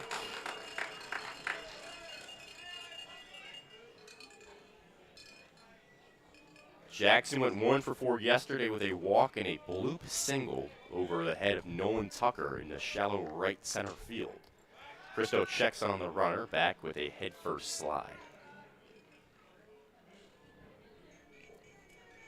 Matsu will have Hannes, Barreras, and Vest due up in the top of the 7th inning. Christo has to get out of this one first.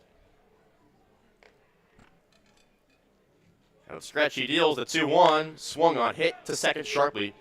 Tucker has it, throws on to second base, and the throw to first is in time off the pick to the right. A 4-6-3 double play for the Miners. And there are 2 away in the bottom of the 6th. Great work by Nolan Tucker to make that play on the turn. It's not the first time we've seen him go full 360 this postseason to make a double play throw to second. So here comes Garrison Berkeley. Anchorage still with just 2 base hits, but up 2 runs to nothing in the bottom of the 6th inning.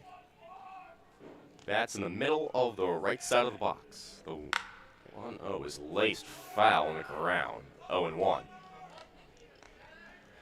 Berkeley flied out to center and walked in the 4th. He would get to second on a wild pitch and stole third, but would be stranded there in the 4th inning. This one hit him. Breaking ball tagged him on the left elbow pad. First hit by pitch issued by Christo today. His 6th hit batter of the season. Curveball just slipped out of his hand.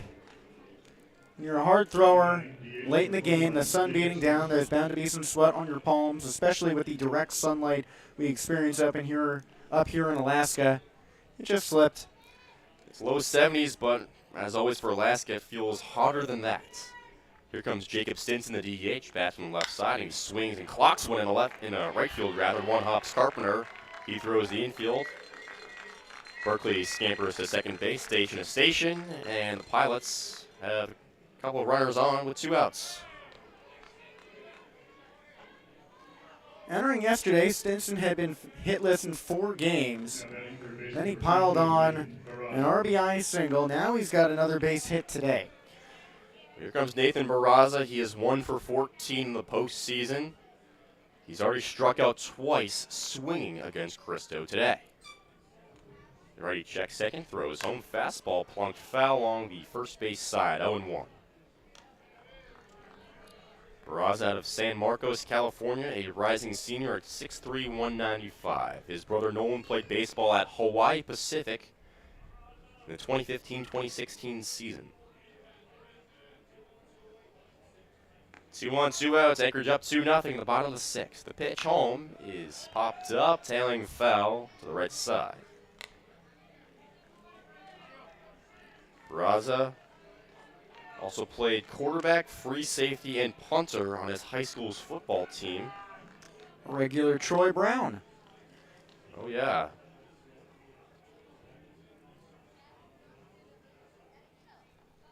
also batted just above 300 in the regular season with 23 RBIs. He's down the count 0-2 here. Cristo needs this out. The pitch swung on the ground is short. Barreras has it, flips underhand to second base. Tucker tags the bag, and Cristo is out of the slight jam. 6-4 in the fielder's choice goes Barraza. And now the bats for Matsu must get going. They have 9 outs to play with and have Hannes, Barreras, and Vestu up. Anchorage on top 2-0 as we head to the 7th inning.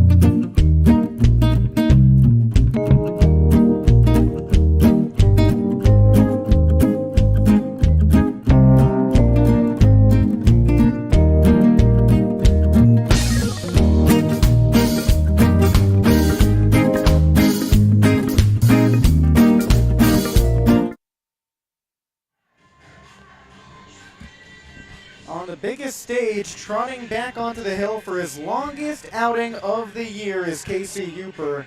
He's only gone at most 6 innings, but now he comes on for the top of the 7th, the left-handed high school student out of California. The Glacier Pilots lead 2-0 entering the top of the 7th. With Austin Barach, I'm Jesse Cook. Matsu has its 8-9-1 hitters due up. And right-handed hitting Caleb Hannes, lefty Emilio Berettes, and lefty Cooper Vest. Southpaw on the bump. Righty Hanna's at the dish in field, shifted slightly to the left. First pitch on the way. The Valparaiso product watches a curveball dance high and inside for ball 1. And Hanna's is 0 for 2 thus far. He popped out to second in the 3rd and then struck out looking. The 1-0. Fastball low and inside on the knees for ball 2.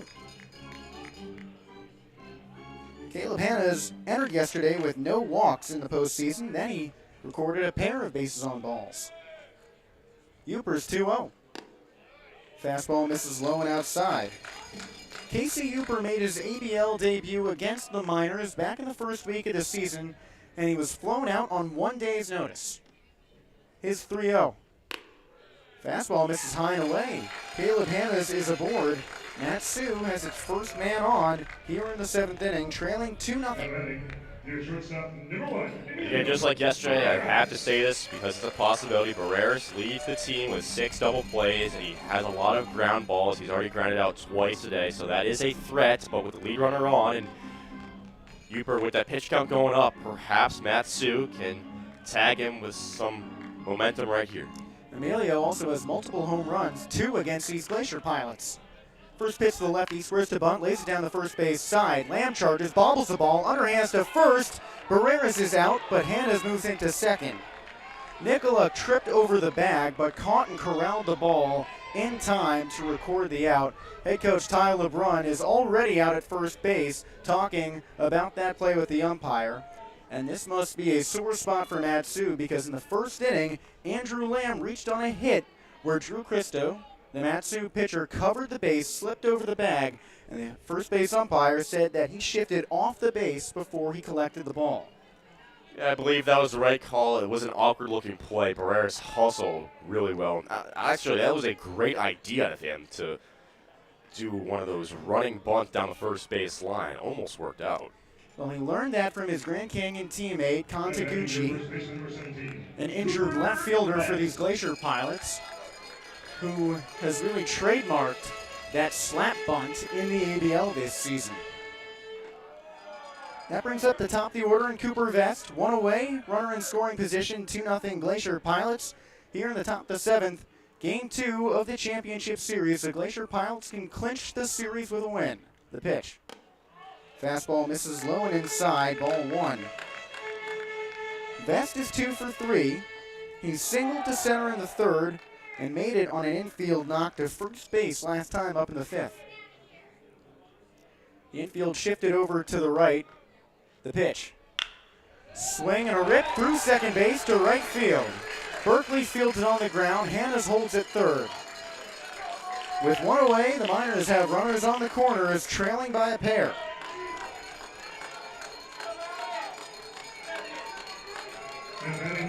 Cooper Vest has his third hit of the day, and that brings up Alex Vergara, who rifled off his own trio of hits yesterday. Troy Harding, the Anchorage catcher, steps in front of home and directs a few orders to his defense, and now the entire infield walks in. The pitching coach for Anchorage also makes a trip out to the rubber.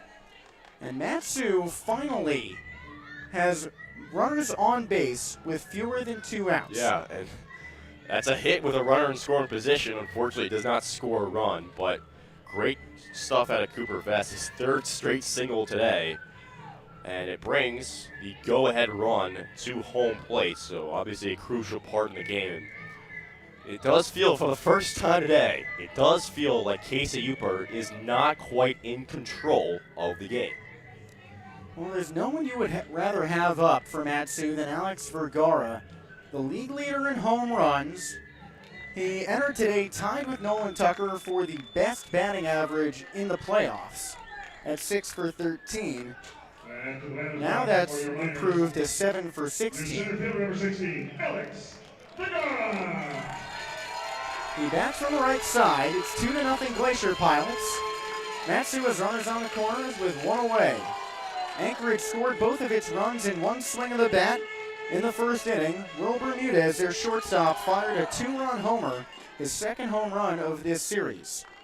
Infield shifted to the left. Andrew Nicolak, the second baseman, playing right behind that bag. Lefty-righty matchup. First pitch misses high and away. Harding leaps up and snow cones the ball.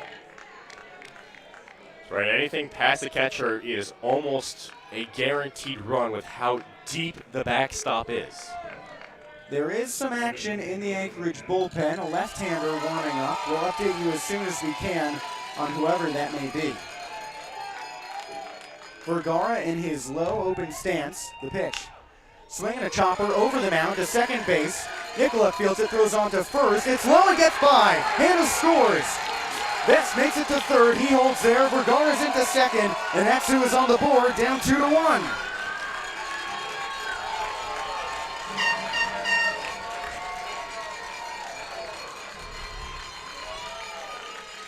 The Miners have finally struck gold, and now Matsu has a tying run on third, the go-ahead run on second through Steven Lancia, the catcher who finished 4th in batting average in the regular season.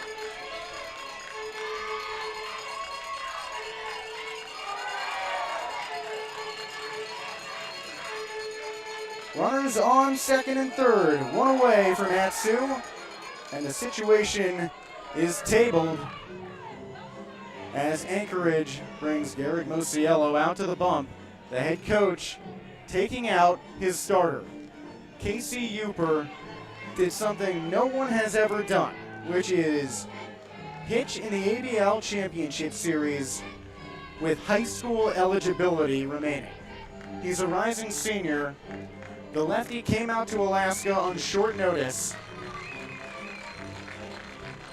And the Anchorage fans off to the third base side are all standing, giving him an ovation for his Game 2 performance.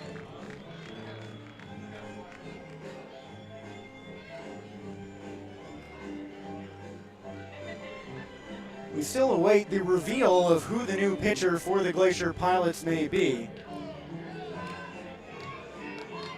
It looks as if Mac Zawistowski is making a return. The rising sophomore out of Chaminade of Honolulu. And he's pitched against the Miners before.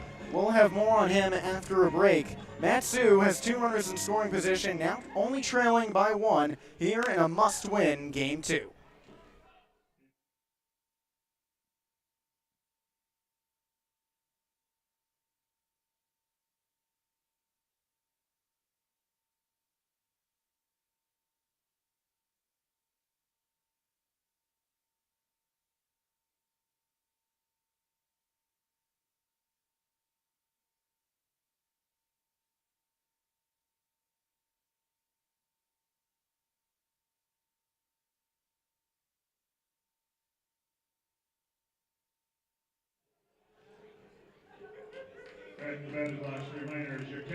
47, Steven Lancia.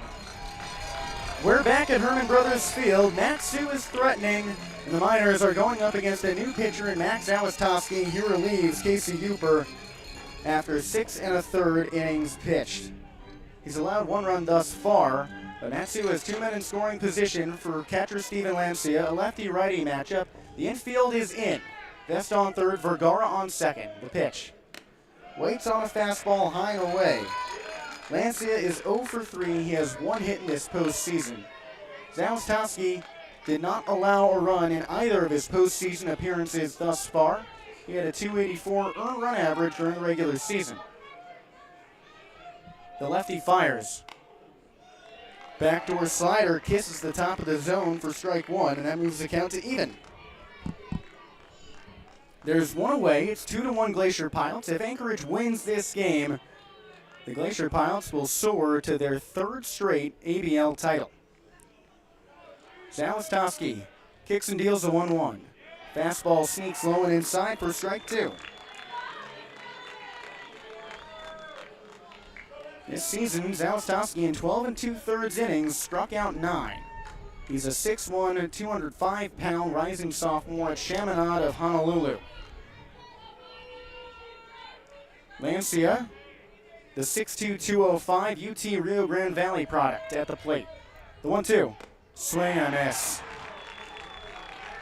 Fastball low and away gets Lancia, and that sets the situation up to Caden Carpenter to try and tie this game.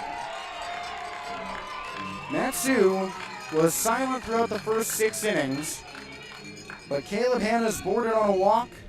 Barreras moved into second base on a sacrifice bunt. Vest moved into third on a single, and Vergara brought him home on an infield hit. Caden Carpenter is 1 for 2 today.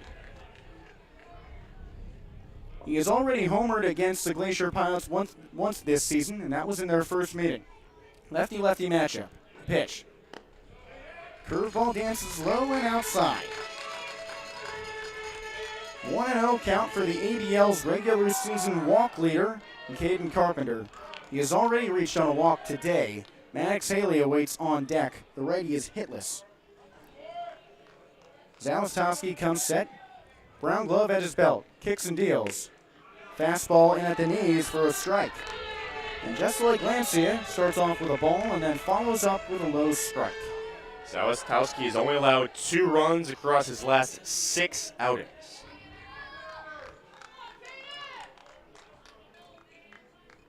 The lefty takes a deep breath. Brown glove at his thighs. He fires. Fastball skips up off of home plate for ball 2. Cooper Vest is the runner on third for Matsu. He led the Miners in runs scored in the regular season with 26. Alex Vergara was right behind him with 21. Caden Carpenter is the only one in between those two as he scored 23 times. The 2-1. Fastball low and outside just misses. It's a 3-1 count. In these playoffs, Carpenter has walked 3 times already. One of those coming today. Lefty-lefty matchup. Right side of the infield, back on the outfield grass. Third baseman Barraza in. Runners on second and third. The pitch. Swing and a late miss. Carpenter with a very slow bat speed there. He just took a moment to gather himself, breathe in, breathe out. Perhaps the biggest pitch of the season coming up right here. 2-1 Pilots. Top of the 7, 2 away, 2 men in scoring position. The full count pitch. Fastball misses, blown away. For the first time today, the Miners have the bases loaded, and it's up to their DH, Maddox Haley, to bring anyone around. There is some action in the Matsu bullpen. Right-hander out of South Mountain Community College, Matthew Lighthall, has begun to warm up, pitching from the bump. He will likely come in and replace Drew Christo for the bottom of the 7th inning after throwing 1 frame last night. Carpenter on first, Vergara on second, Vest on third. The infield back at normal range. The pitch. Fastball low and inside, called a strike. Maddox Haley has been left wanting in this postseason as Troy Harding takes a trip to the mound to talk with his pitcher, as does first baseman Andrew Lamb. Haley has just 1 hit in 14 at-bats. With how much Haley has struggled lately and how well Załatowski has played lately, let me just say it would be a real shame if the fortunes flipped right here. Haley certainly, again, feels due. He feels really, really due. Well, he hit his first home run of the season last week to clinch a win in the final home game against these Glacier Pilots. He said he started dropping his hands lower during his swing to generate more power. The 0-1. Swing and a sharp drive down the right field line, but foul. That moves the count to 0-2. The Miners have already scored 1 run this inning. Caleb Hannes came home on the Alex Vergara single. Andrew Nicolak made a throwing error in that play as well, which moved Vergara to second and Vest to third. Carpenter walked, and the bases are loaded with 2 away. 2-1 Glacier Pilots in the top of the 7th inning. If Anchorage wins this game, the Pilots win the series. 0-2 count for Haley. Lefty-righty matchup, the pitch. Swing and a pop-up, right field. Berkeley chases down the line, and he stops with time. Makes the grab over his left shoulder. Matsu strands the bases loaded. But the Miners, for the first time today, are not left utterly silent. Caleb Hannes scores, and it's 2-1 Glacier Pilots. Matthew Lighthall will make an appearance for the bottom of the 7th on the bump, ending Drew Christo's day. And the Glacier Pilots have the bottom of their order due up in Rodriguez, Harding, and Nicolak. 2-1 Anchorage heading to the bottom of the 7th.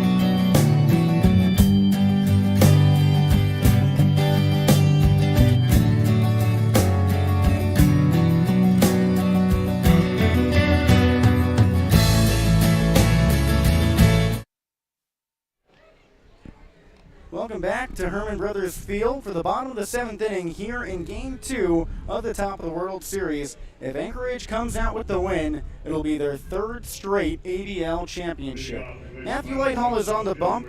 His side, the Matsu Miners trail 2-1. Anchorage has the bottom of its order due up. Elijah Rodriguez, Troy Harding, and Andrew Nicolak. Righty on the bump, lefty at the dish. Lighthall threw 1 inning last night. His first pitch to Rodriguez misses high and away for a ball. Rodriguez is 0 for 2. In Lighthall's 1 frame, he just allowed 1 walk, no hits, no runs. The 1-0. Fastball misses just above the belt, a 2-0 count. Drew Christo was the starter. He allowed 3 hits and 2 runs. The 2-0. Fastball above the belt again, a 3-0 count. Christo also struck out 7, totaling 50 Ks for him between the regular season and post. The 3-0. Fastball high and away, called a strike.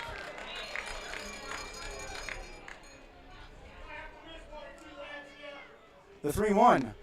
Fastball high for a ball.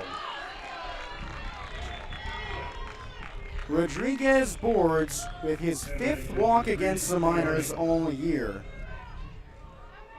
And just after Matsu scored its first run of the game, Anchorage has its leadoff man aboard. Troy Harding is 0 for 2. He's hitless in this championship series, going 0 for 4 yesterday and striking out twice today. Righty-righty matchup. Rodriguez has a hefty 3-step lead at first. Throw over to the bag, no tag. Rodriguez stole 15 bases in 19 tries this season. The pitch. Change-up misses up high for a ball. Lighthall is one to wear his emotions on his sleeve. He says he doesn't feel like a different person on the bump as opposed to sitting on the bench. His 1-0. Fastball misses high. 2-0 count. Before Game 3 with the Oilers, he told UNE Austin that he expected there to be some animosity and that he wouldn't be afraid to bare his teeth if needed. Yeah. 2-0 count from the stretch. Fastball right down the pipe. Strike one. Not like he's been missing by much with those 6 straight balls, but finally got the zone right there. And he's been asked to do a lot of pitching here in the playoffs. The entire bullpen has been stretched thin. Lighthall's 2-1. Swing and a miss, a high fastball. That's one way to rebound. Go to your heater and make it work. Harding finished at second in the home run race with 3, right behind Alex Vergara, Matsu's center fielder, with 6. The 2-2. Swing and a flare into right field. Carpenter starts in, but backtracks and makes the grab over his shades. Rodriguez retreats to first, and there's one away with one on for the Glacier Pilots, and the 9-hitter due up. Second baseman number 9, Andrew Nicolak.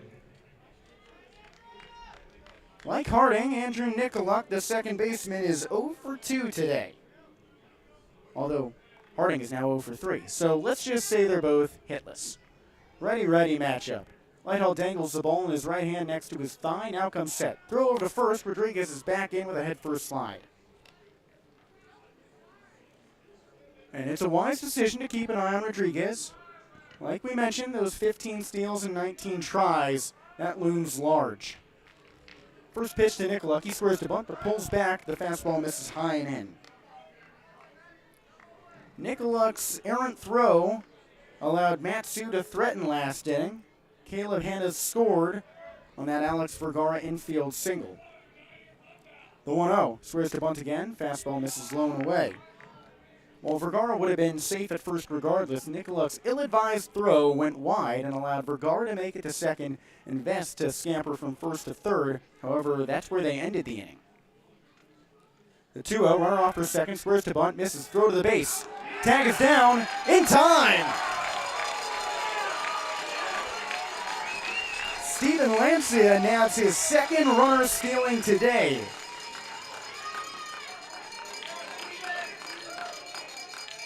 The count moves to 3-0 on Nicolak.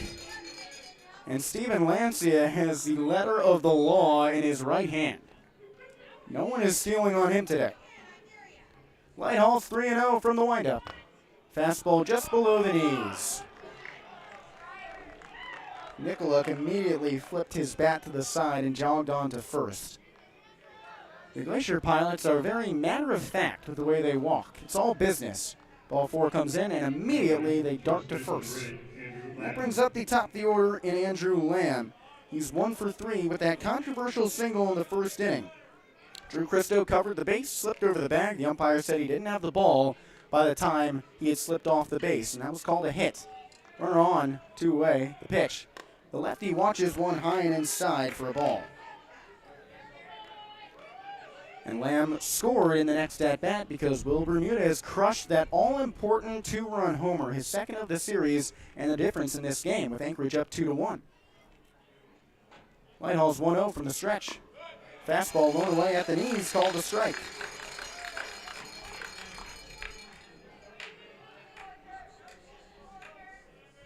Nicolak dangles off of first. He was successful 3 times out of 6 stealing attempts in the regular season. He's got a 3-step lead off the bag. Vest holds him tight. The 1-1. Pitch misses in the dirt. Nicolak stutters going for second and retreats to first. And that moves the count to 2-1. Matsu has its middle infielders back. Emilio Barreras and Nolan Tucker both playing on the outfield grass. Third baseman Caleb Hannes is about a third of the way between second and third base, and he's just a step away from the infield turf. Cooper Vest standing on first base awaiting a tag. The 2-1 pitch. Swinging a dribbler towards the Matsu dugout on the right side and foul. Whitehall takes a moment off the bump, readjusts his green and gold cap, sets his glove at his hip, dangles the ball next to his right thigh, and now resettles. He peers over to first, resets on home. The 2-2 pitch. Fastball just misses at the socks. It's a full count for Lamb. During the regular season, he walked 19 times. He did that twice yesterday as well in game 1 of this series. The 3-2 pitch, runner off. Backdoor curveball misses low and away. Anchorage boards on back-to-back walks to put runners on first and second with 2 away here in the bottom of the 7th inning. That brings up Will Bermudez, the most impactful bat of this series. He homered yesterday off of Will Rizzo for the first run of the series, and he opened up the scoring today with another dinger in the first inning. It's 2-1 Glacier Pilots in the bottom of the 7th. Runners on first and second, 2 away. Righty-lefty matchup, the pitch. Swing and a dribbler into left field on the ground. Rogers cuts it off, hurls it home, cut off by hand, throw to the plate. Lansfield lays down the tag. He's out by a mile.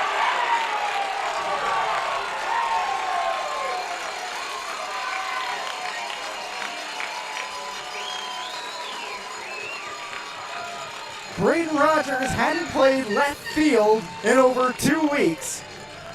And a sharp play comes his way, and he doesn't disappoint. Matsu keeps it tight with an out at home on the relay. 2-1 Glacier Pilots as we move on to the top of the 8th inning. Matsu coming up with the hottest hitter in the league right now in Nolan Tucker, who has hits in every playoff game.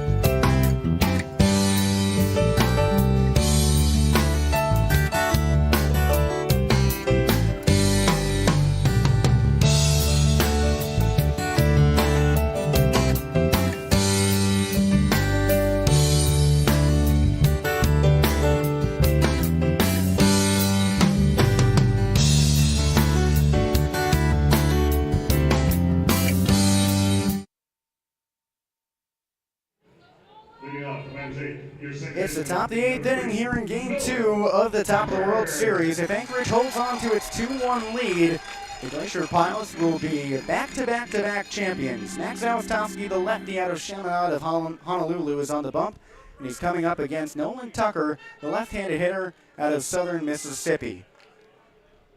Lefty-lefty matchup, infield shifted to the right, the pitch.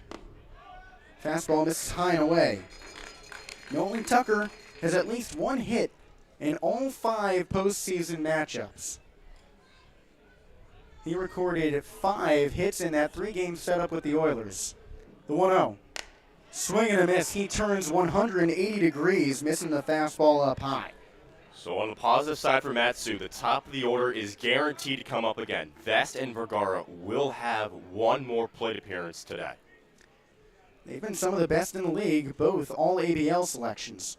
The 1-1 pitch. Swing and a sharp shot on the ground in left field. Tucker has his 2nd hit of the day, and Matsu has a tying run aboard in the 2nd to last inning. Big, great job by Nolan Tucker. This is why he's been hitting at a level of an all-ABL player in the recent week and a half. Doesn't do too much with it, just the other way, perfect job. That base hit brings up Braden Rogers. His key work in left field has this game still in a 1-run margin. He threw out the runner going for home and Andrew Nicoluk. That would have made it a 3-1 Glacier Pilots lead. That ended the 7th inning. Lefty-righty matchup, the pitch, he squares to bunt, lays it down on a pop-up third base side and foul. This has been the move for Tyler Brunn's team. If you get the lead runner on with the bottom of the order up, usually you see a bunt being placed. By no means unconventional, but it's by no means a bad idea. Unless you pop it up, like Rogers did. He's lucky to get the bat back. Barraza, the third baseman, in 3 steps onto the infield grass. Everyone else midway through the infield dirt. The pitch, he squares to bunt, lays it down third base side. Barraza tries to barehand it, bounces it fair, throws high to first. Lamb catches it. Tucker moves into second, and with 1 away in the top of the 8th, the Miners have the tying run in scoring position. Now batting your third baseman, representing Caleb Hannah. Good job by Rogers to get it down. Barraza knew what was up, but that's no big deal. You got the runner, the game-tying run at second base right here. Caleb Hannah scored the Miners' only run today. He held that distinction yesterday as well. He scored last inning after walking. Lefty-righty matchup. Infield shifted to the left. Nicoluk behind second base. Lamb between first and second about a third of the way. The pitch. Changeup misses low and away.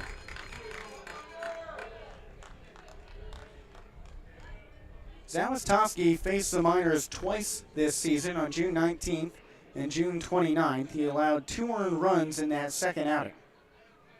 The 1-0 pitch. Check swing on a fastball high and away, called a strike. In these playoffs, Caleb Hannah is still searching for his first RBI. He had 21 of them during the regular season. That made him second on the team. 1-1 count. The pitch. Swing and a miss behind the fastball high and away. That moves the count to 1-2. The Glacier Pilots lead 2-1. They lead the series 1-0 and can win it today. Matsu has the tying run on second base in Nolan Tucker. Hannah's swivels the bat in his hands, comes set with it against his helmet over his right shoulder. The 1-2 pitch. Swing and a tailing ground ball to second. Nicoluk fields it and throws on to first. Tucker moves over to third. And with 2 away, Matsu has a tying run on third for the 9-hitter in Emilio Barreras, their regular season leader in RBIs.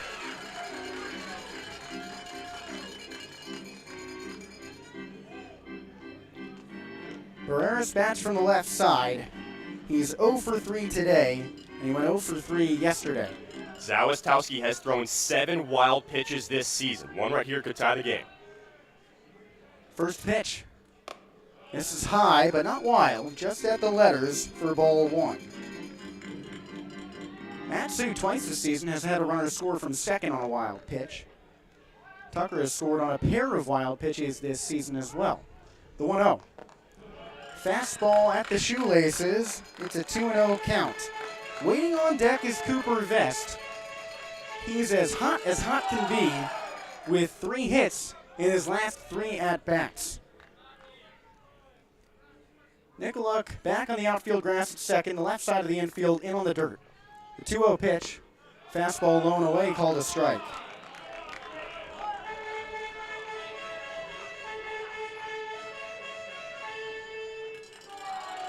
This do-or-die game for Matsu started 2 hours and 20 minutes ago.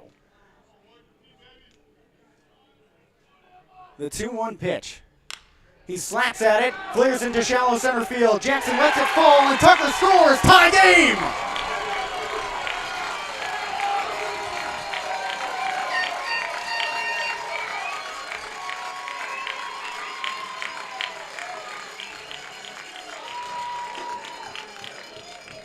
The score, Emilio Barreras punches through an RBI, his second of the playoffs, and Matsu, the team that trailed from the get-go, is back to even for the top of the order in Cooper Vest. Elite job out of Emilio Barreras. End of the bat, just over the shortstop. Beautiful, beautiful job to tie up the game. Tie game 2-2, 2 away, runner on first, lefty-lefty matchup. Zawistowski throws over to first, and Barreras is back in before the ball leaves his hand.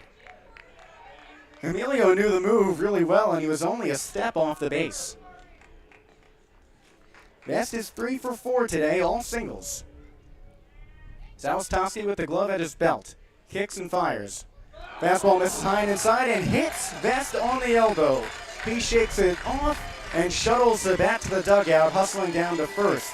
The go-ahead run is in scoring position for Matsu, and Alex Vergara is at the plate, the league leader in home runs. and the best hitter in this playoff series with 5 hits across 7 at-bats.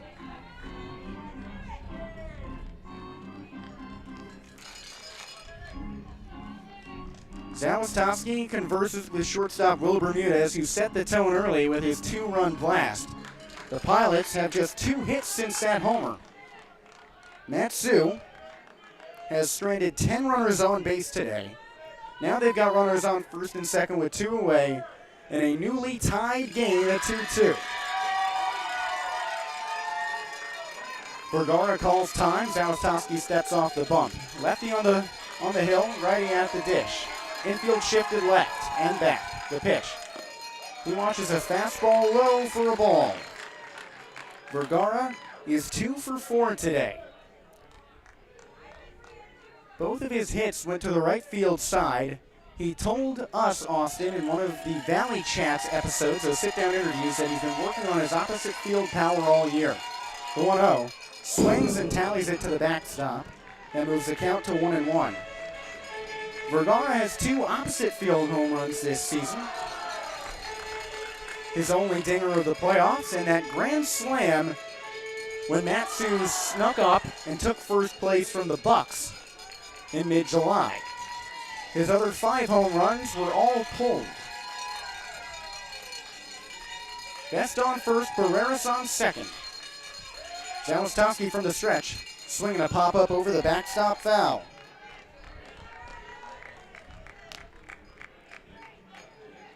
Vergara has struck out just once in this postseason. That came in the second game against the Oilers. The Peninsula won that game. That was game 2. It forced a game 3. Matsu trying to do the same, although hoping for a better result in the third contest as they beat the Oilers in that winner-take-all affair 2 days ago. 1-2 count from the stretch.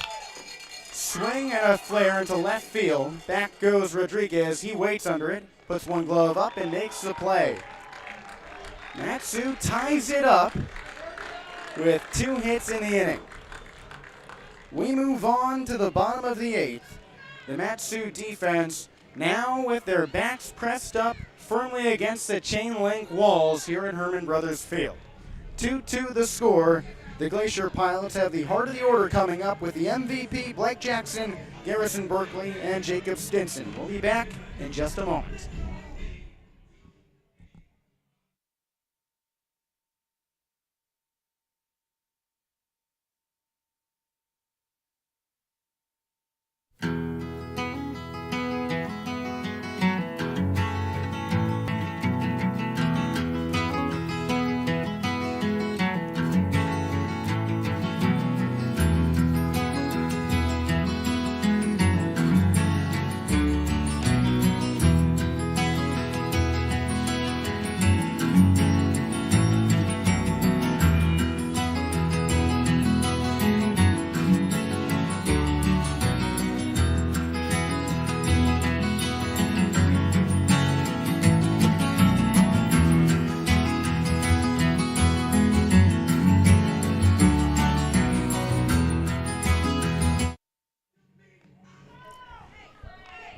To the bottom of the 8th inning of a newly tied ball game in Game 2 of the Top of the World Series. The Glacier Pilots win. The championship is theirs. If Matsu can take it, then we move on to a decisive winner-take-all Game 3. With Austin Barach, I'm Jesse Cook.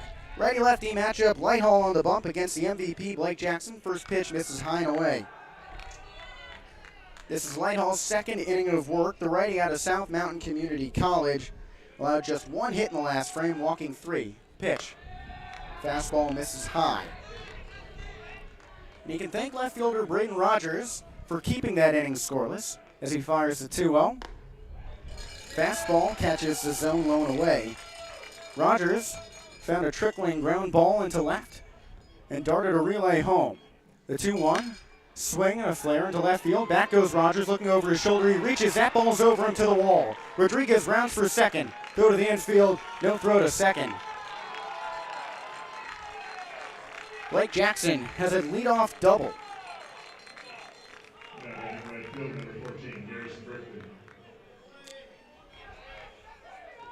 So Anchorage has a runner in scoring position, the go-ahead marker here in Game 2. And that brings up Garrison Berkeley, the right-handed hitting outfielder. Has 0 RBIs in this series, and he's hitless today. Scores to bunt, first pitch misses high and in. Berkeley has made it aboard twice with a walk and a hit by pitch. However, he has yet to score today. Blake Jackson also has not crossed over home. The pitch, squares to bunt, lays it down third base side. Hannes charges, gloves it, fires onto first. It's high and through to right field. Here comes Jackson, and the Glacier Pilots lead again. The ball into the Matsu bullpen. Berkeley's over to third. Relay back to the infield, and the Glacier Pilots start a party with a runner on third and a 3-2 lead.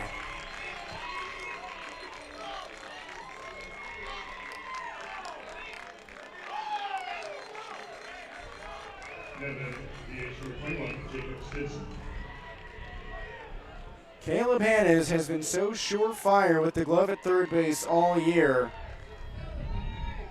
But a costly error has Matsu in trouble.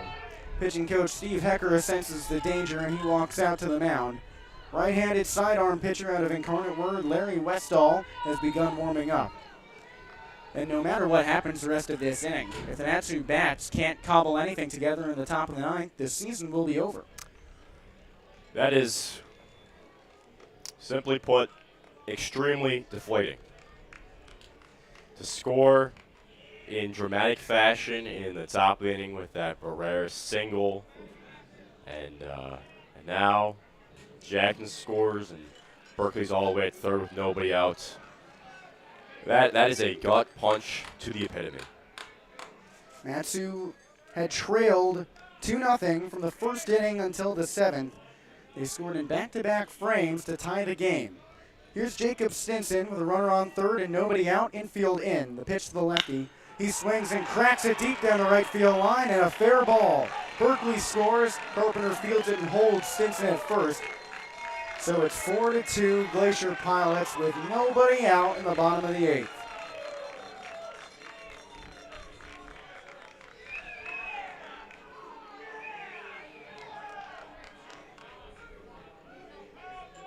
That RBI single brings up Nathan Barraza. The hitter and pitcher is hitless today. He's got a runner on first and a 2-run lead with nobody out in the bottom of the 8th. The pitch squares to bunt but pulls back on the high inside curveball. Ball 1. Just for reference, Matsu will have the heart of its order, 3-4-5, coming up for the 9th inning, and Stephen Lancia, Caden Carpenter, and Maddox Haley. The 1-0, squares to bunt, lays it down, third base side, Hannes has it, trots on to first. The throw is there in time, but that moves Stinson into second base with one away. A 2-run lead for the Glacier Pilots.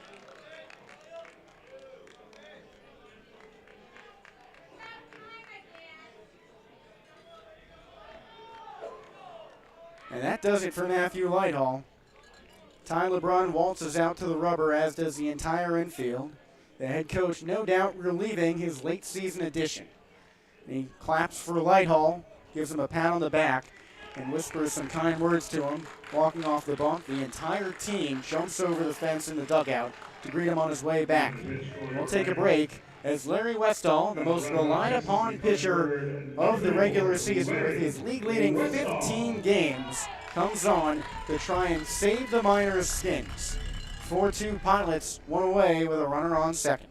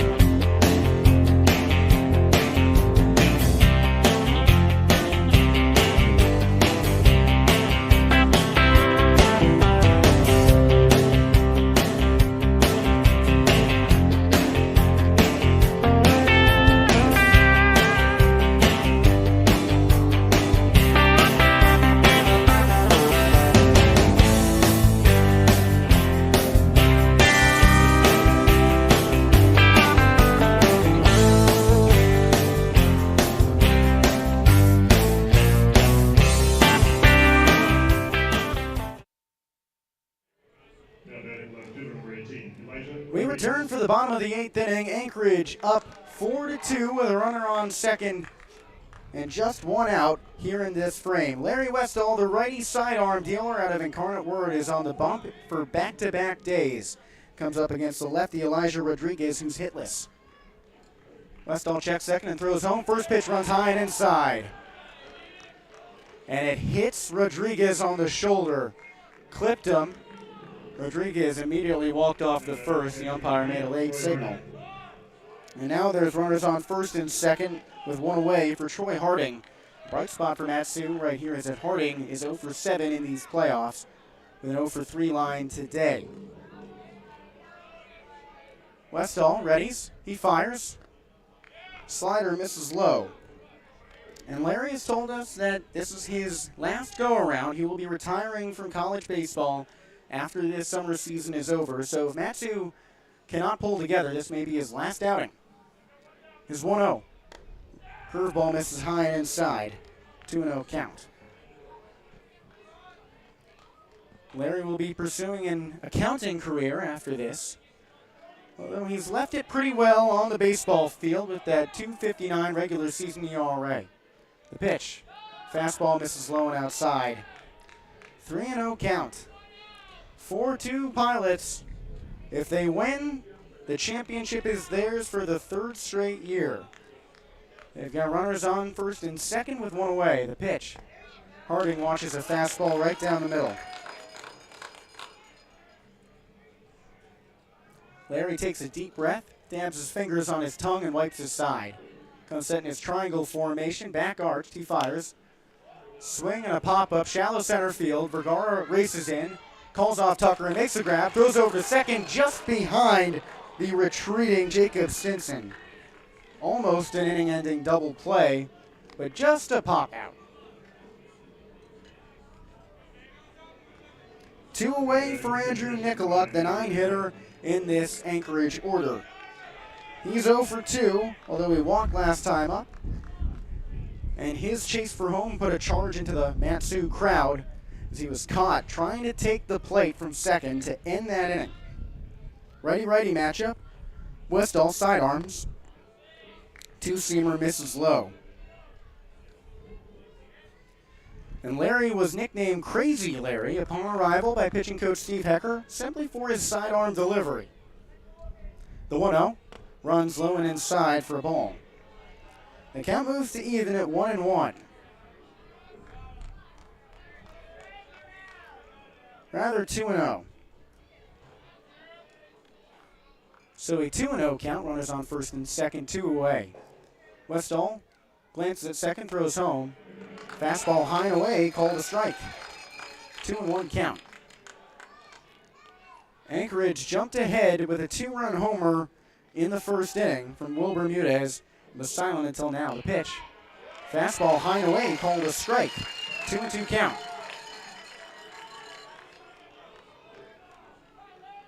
The Glacier Pilots have scored this inning thanks to a double, a 3-base error, and an RBI single. Westall comes set. His 2-2. Swing and a miss.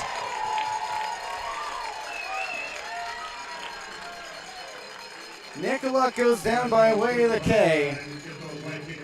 And if the Miners aren't careful, they're coming up to the bat for the last time this season.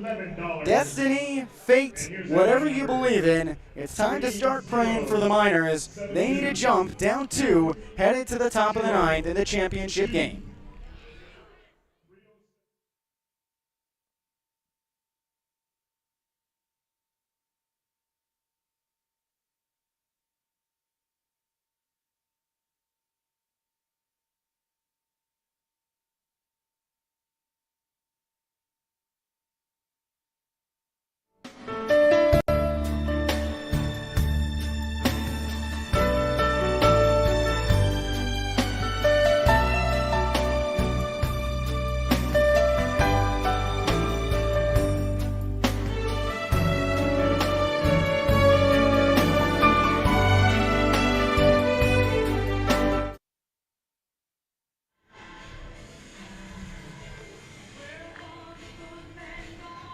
If Matsu is not careful, this will be the final half inning of 2023. With Austin Barach on Jesse Cook, the Glacier Pilots lead the series 1-0 and can win today if they hold on to their 4-2 lead. Max Zawistowski, the lefty rising sophomore gem out of Honolulu, is back on the bump. He's coming up against the righty Steven Lancia, the 3-hitter in the Matsu order. He's hitless today. First pitch on the way. Fastball misses high and away for ball 1. Lancia has 1 hit in this postseason. It came 2 days ago in Game 3 against the Oilers, which Matsu won 6-2. That was their most recent W. Infield shifted to the left. The 1-0.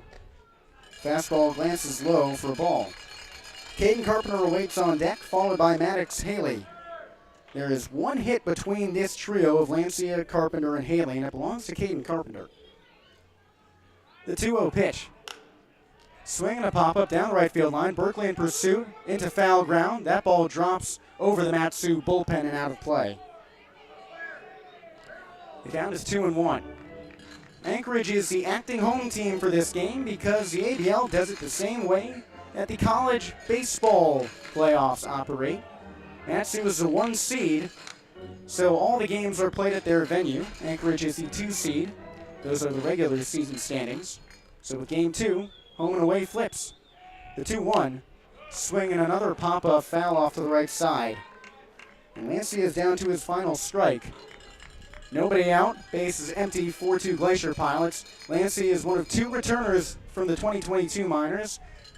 He was all ABL first team at the catcher position in back-to-back seasons. Zawistowski sides and fires. Fastball, swing and a pop-up. Right field, Berkeley camps under it. Puts up 1 hand and makes the grab, fighting the sun. The Matsu countdown is sizing to 2.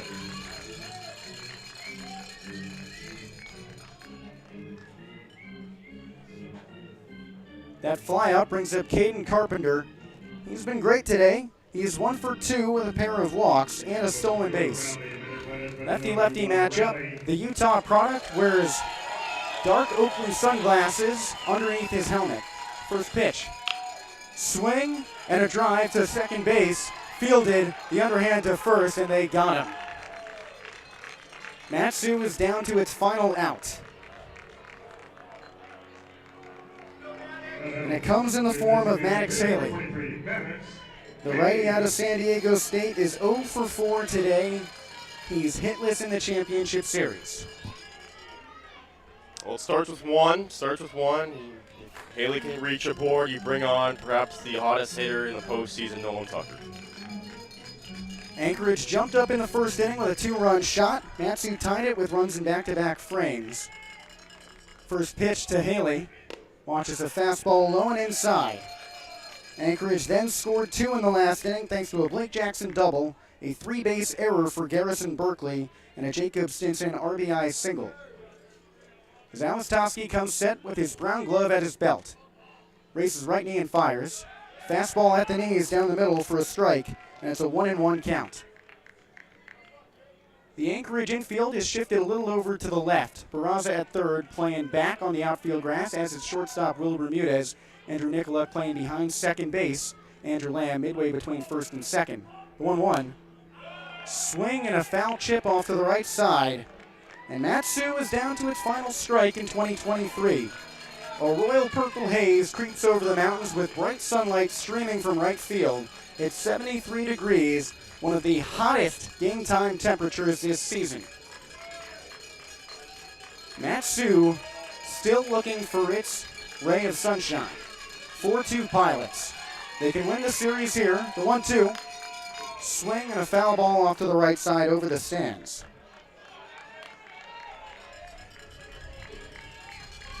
Pilots have 7 players standing up ready to celebrate out of their bullpen.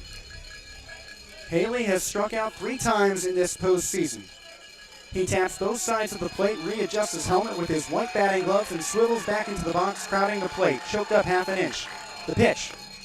Fastball low and away, called strike 3. The Glacier Pilots call Mayday and have won 3 straight ABL titles. The Anchorage Glacier Pilots, 2023 National Baseball League champions.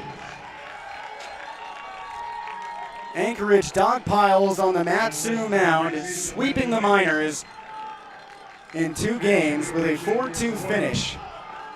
And no one has beaten the Glacier Pilots in a postseason contest since 2019.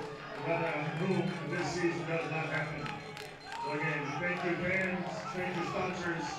The head coaches shake hands at home plate. Gary Mosiello is just 23 years old. The Glacier Pilots head man jumps out to the mound to celebrate with his team. And Ty LeBrun, the ABL head coach of the year, after 5 seasons at the helm of the Miners, quietly walks back to his dugout and shakes hands with his players. Be safe on your way home. Have a pleasant evening.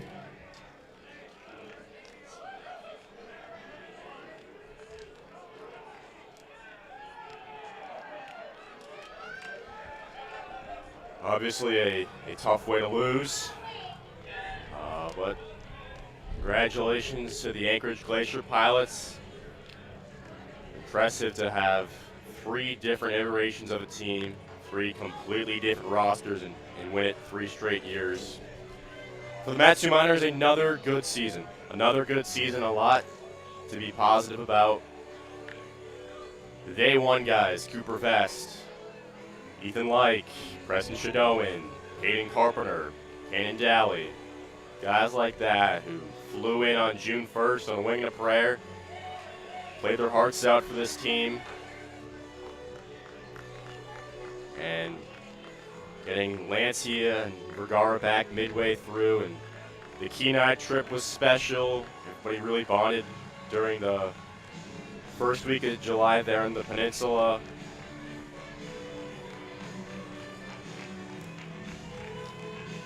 As you had to deal with the departures of Vinny Bianchi and Ace Whitehead and Grant Richardson, and even before this season with Kyle Schmack and Tatum Bell, who got injured in late May. They were on the original roster. They couldn't get here. I'd also like to thank Austin Machado and Ryan Schlotzauer and Grant Farlander, who also departed, and Brady Malett as well. Bryce Simmerin got injured in June, but he stuck around because he was that much of a great locker room presence. Shout out to Landon Guggenmoss for arriving and throwing a complete 7-inning game against these Glacier Pilots back on Monday. They didn't score a single run off of the Palmer kid on Monday, and now here they are, champions on Matsu's home field. It's the second time in a row that Matsu has fallen to the Anchorage squad. The players shake hands at home plate, all embrace, and a short-lived hug. Emilio Barreras and Contaguchi spend an extra second talking to each other. They're teammates at Grand Canyon University, and they've been roommates. So this will be maybe an awkward reunion back with the Lopes. But now Anchorage gets to take its championship picture. Dave Serrano won those last 2 championships as head coach, and in the middle of the season, he gave the keys to Garrett Mosiello to leave for his new summer work, starting out with Tennessee. And Mosiello, who played his entire college career at Texas Christian and spent 2 years playing for these Glacier Pilots, now has another title as the champion head coach. And as for the Miners, they came close. But Tyler Brown told us early on, close doesn't cut it. All 3 head coaches will be back for 2024. Kyle Watson, the assistant head coach, Steve Hecker, the pitching coach, and LeBron again. Pete Christopher has been at the helm of this team as GM, alongside his wife Denise for 20 years. And we, as well as the players and coaches, owe them our thanks, as well as board president Terry Johnson. Also Bob Plumley, the assistant GM, and everyone who helps out with the Miners, whether it be in field prep, in the merch shack, selling concessions, or tickets. A lot of work goes into this season. We also have to extend our thanks to the many host families who support the Matsu Miners organization. And Austin, my friend, I have to thank you. About 11 months ago, I had this idea that I would call games in Alaska, and I wanted a friend to come with me, and I'm just saying thank you for being a friend. Thank you, Jesse. Yeah, you spearheaded this idea. I had my doubts, but this summer's been terrific. Couldn't ask for anything more. Thank you for leading me on this journey to the last frontier, and for everybody involved in the Miners organization. It is really the classiest organization in the Alaska Baseball League. Of course, with Denise and Pete Christopher and Terry Johnson and Bob and Ty, Kate Up and Heck, and all the guys on the team. This has been a special summer. Players poured their hearts, left it all on the field. It's a tough way to lose, but it was a really special summer here in Alaska, and we'd also like to thank all the viewers, the listeners who tune in throughout the season.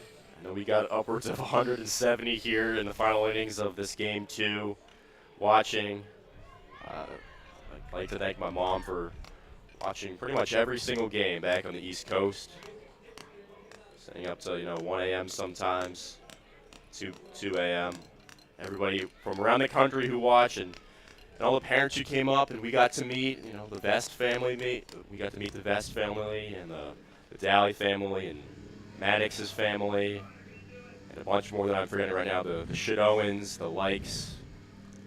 Seems like every player, almost every player, had someone either come up to show their support in person or lend their love from afar, watching these streams, watching them, and paying attention to the Miners' social media.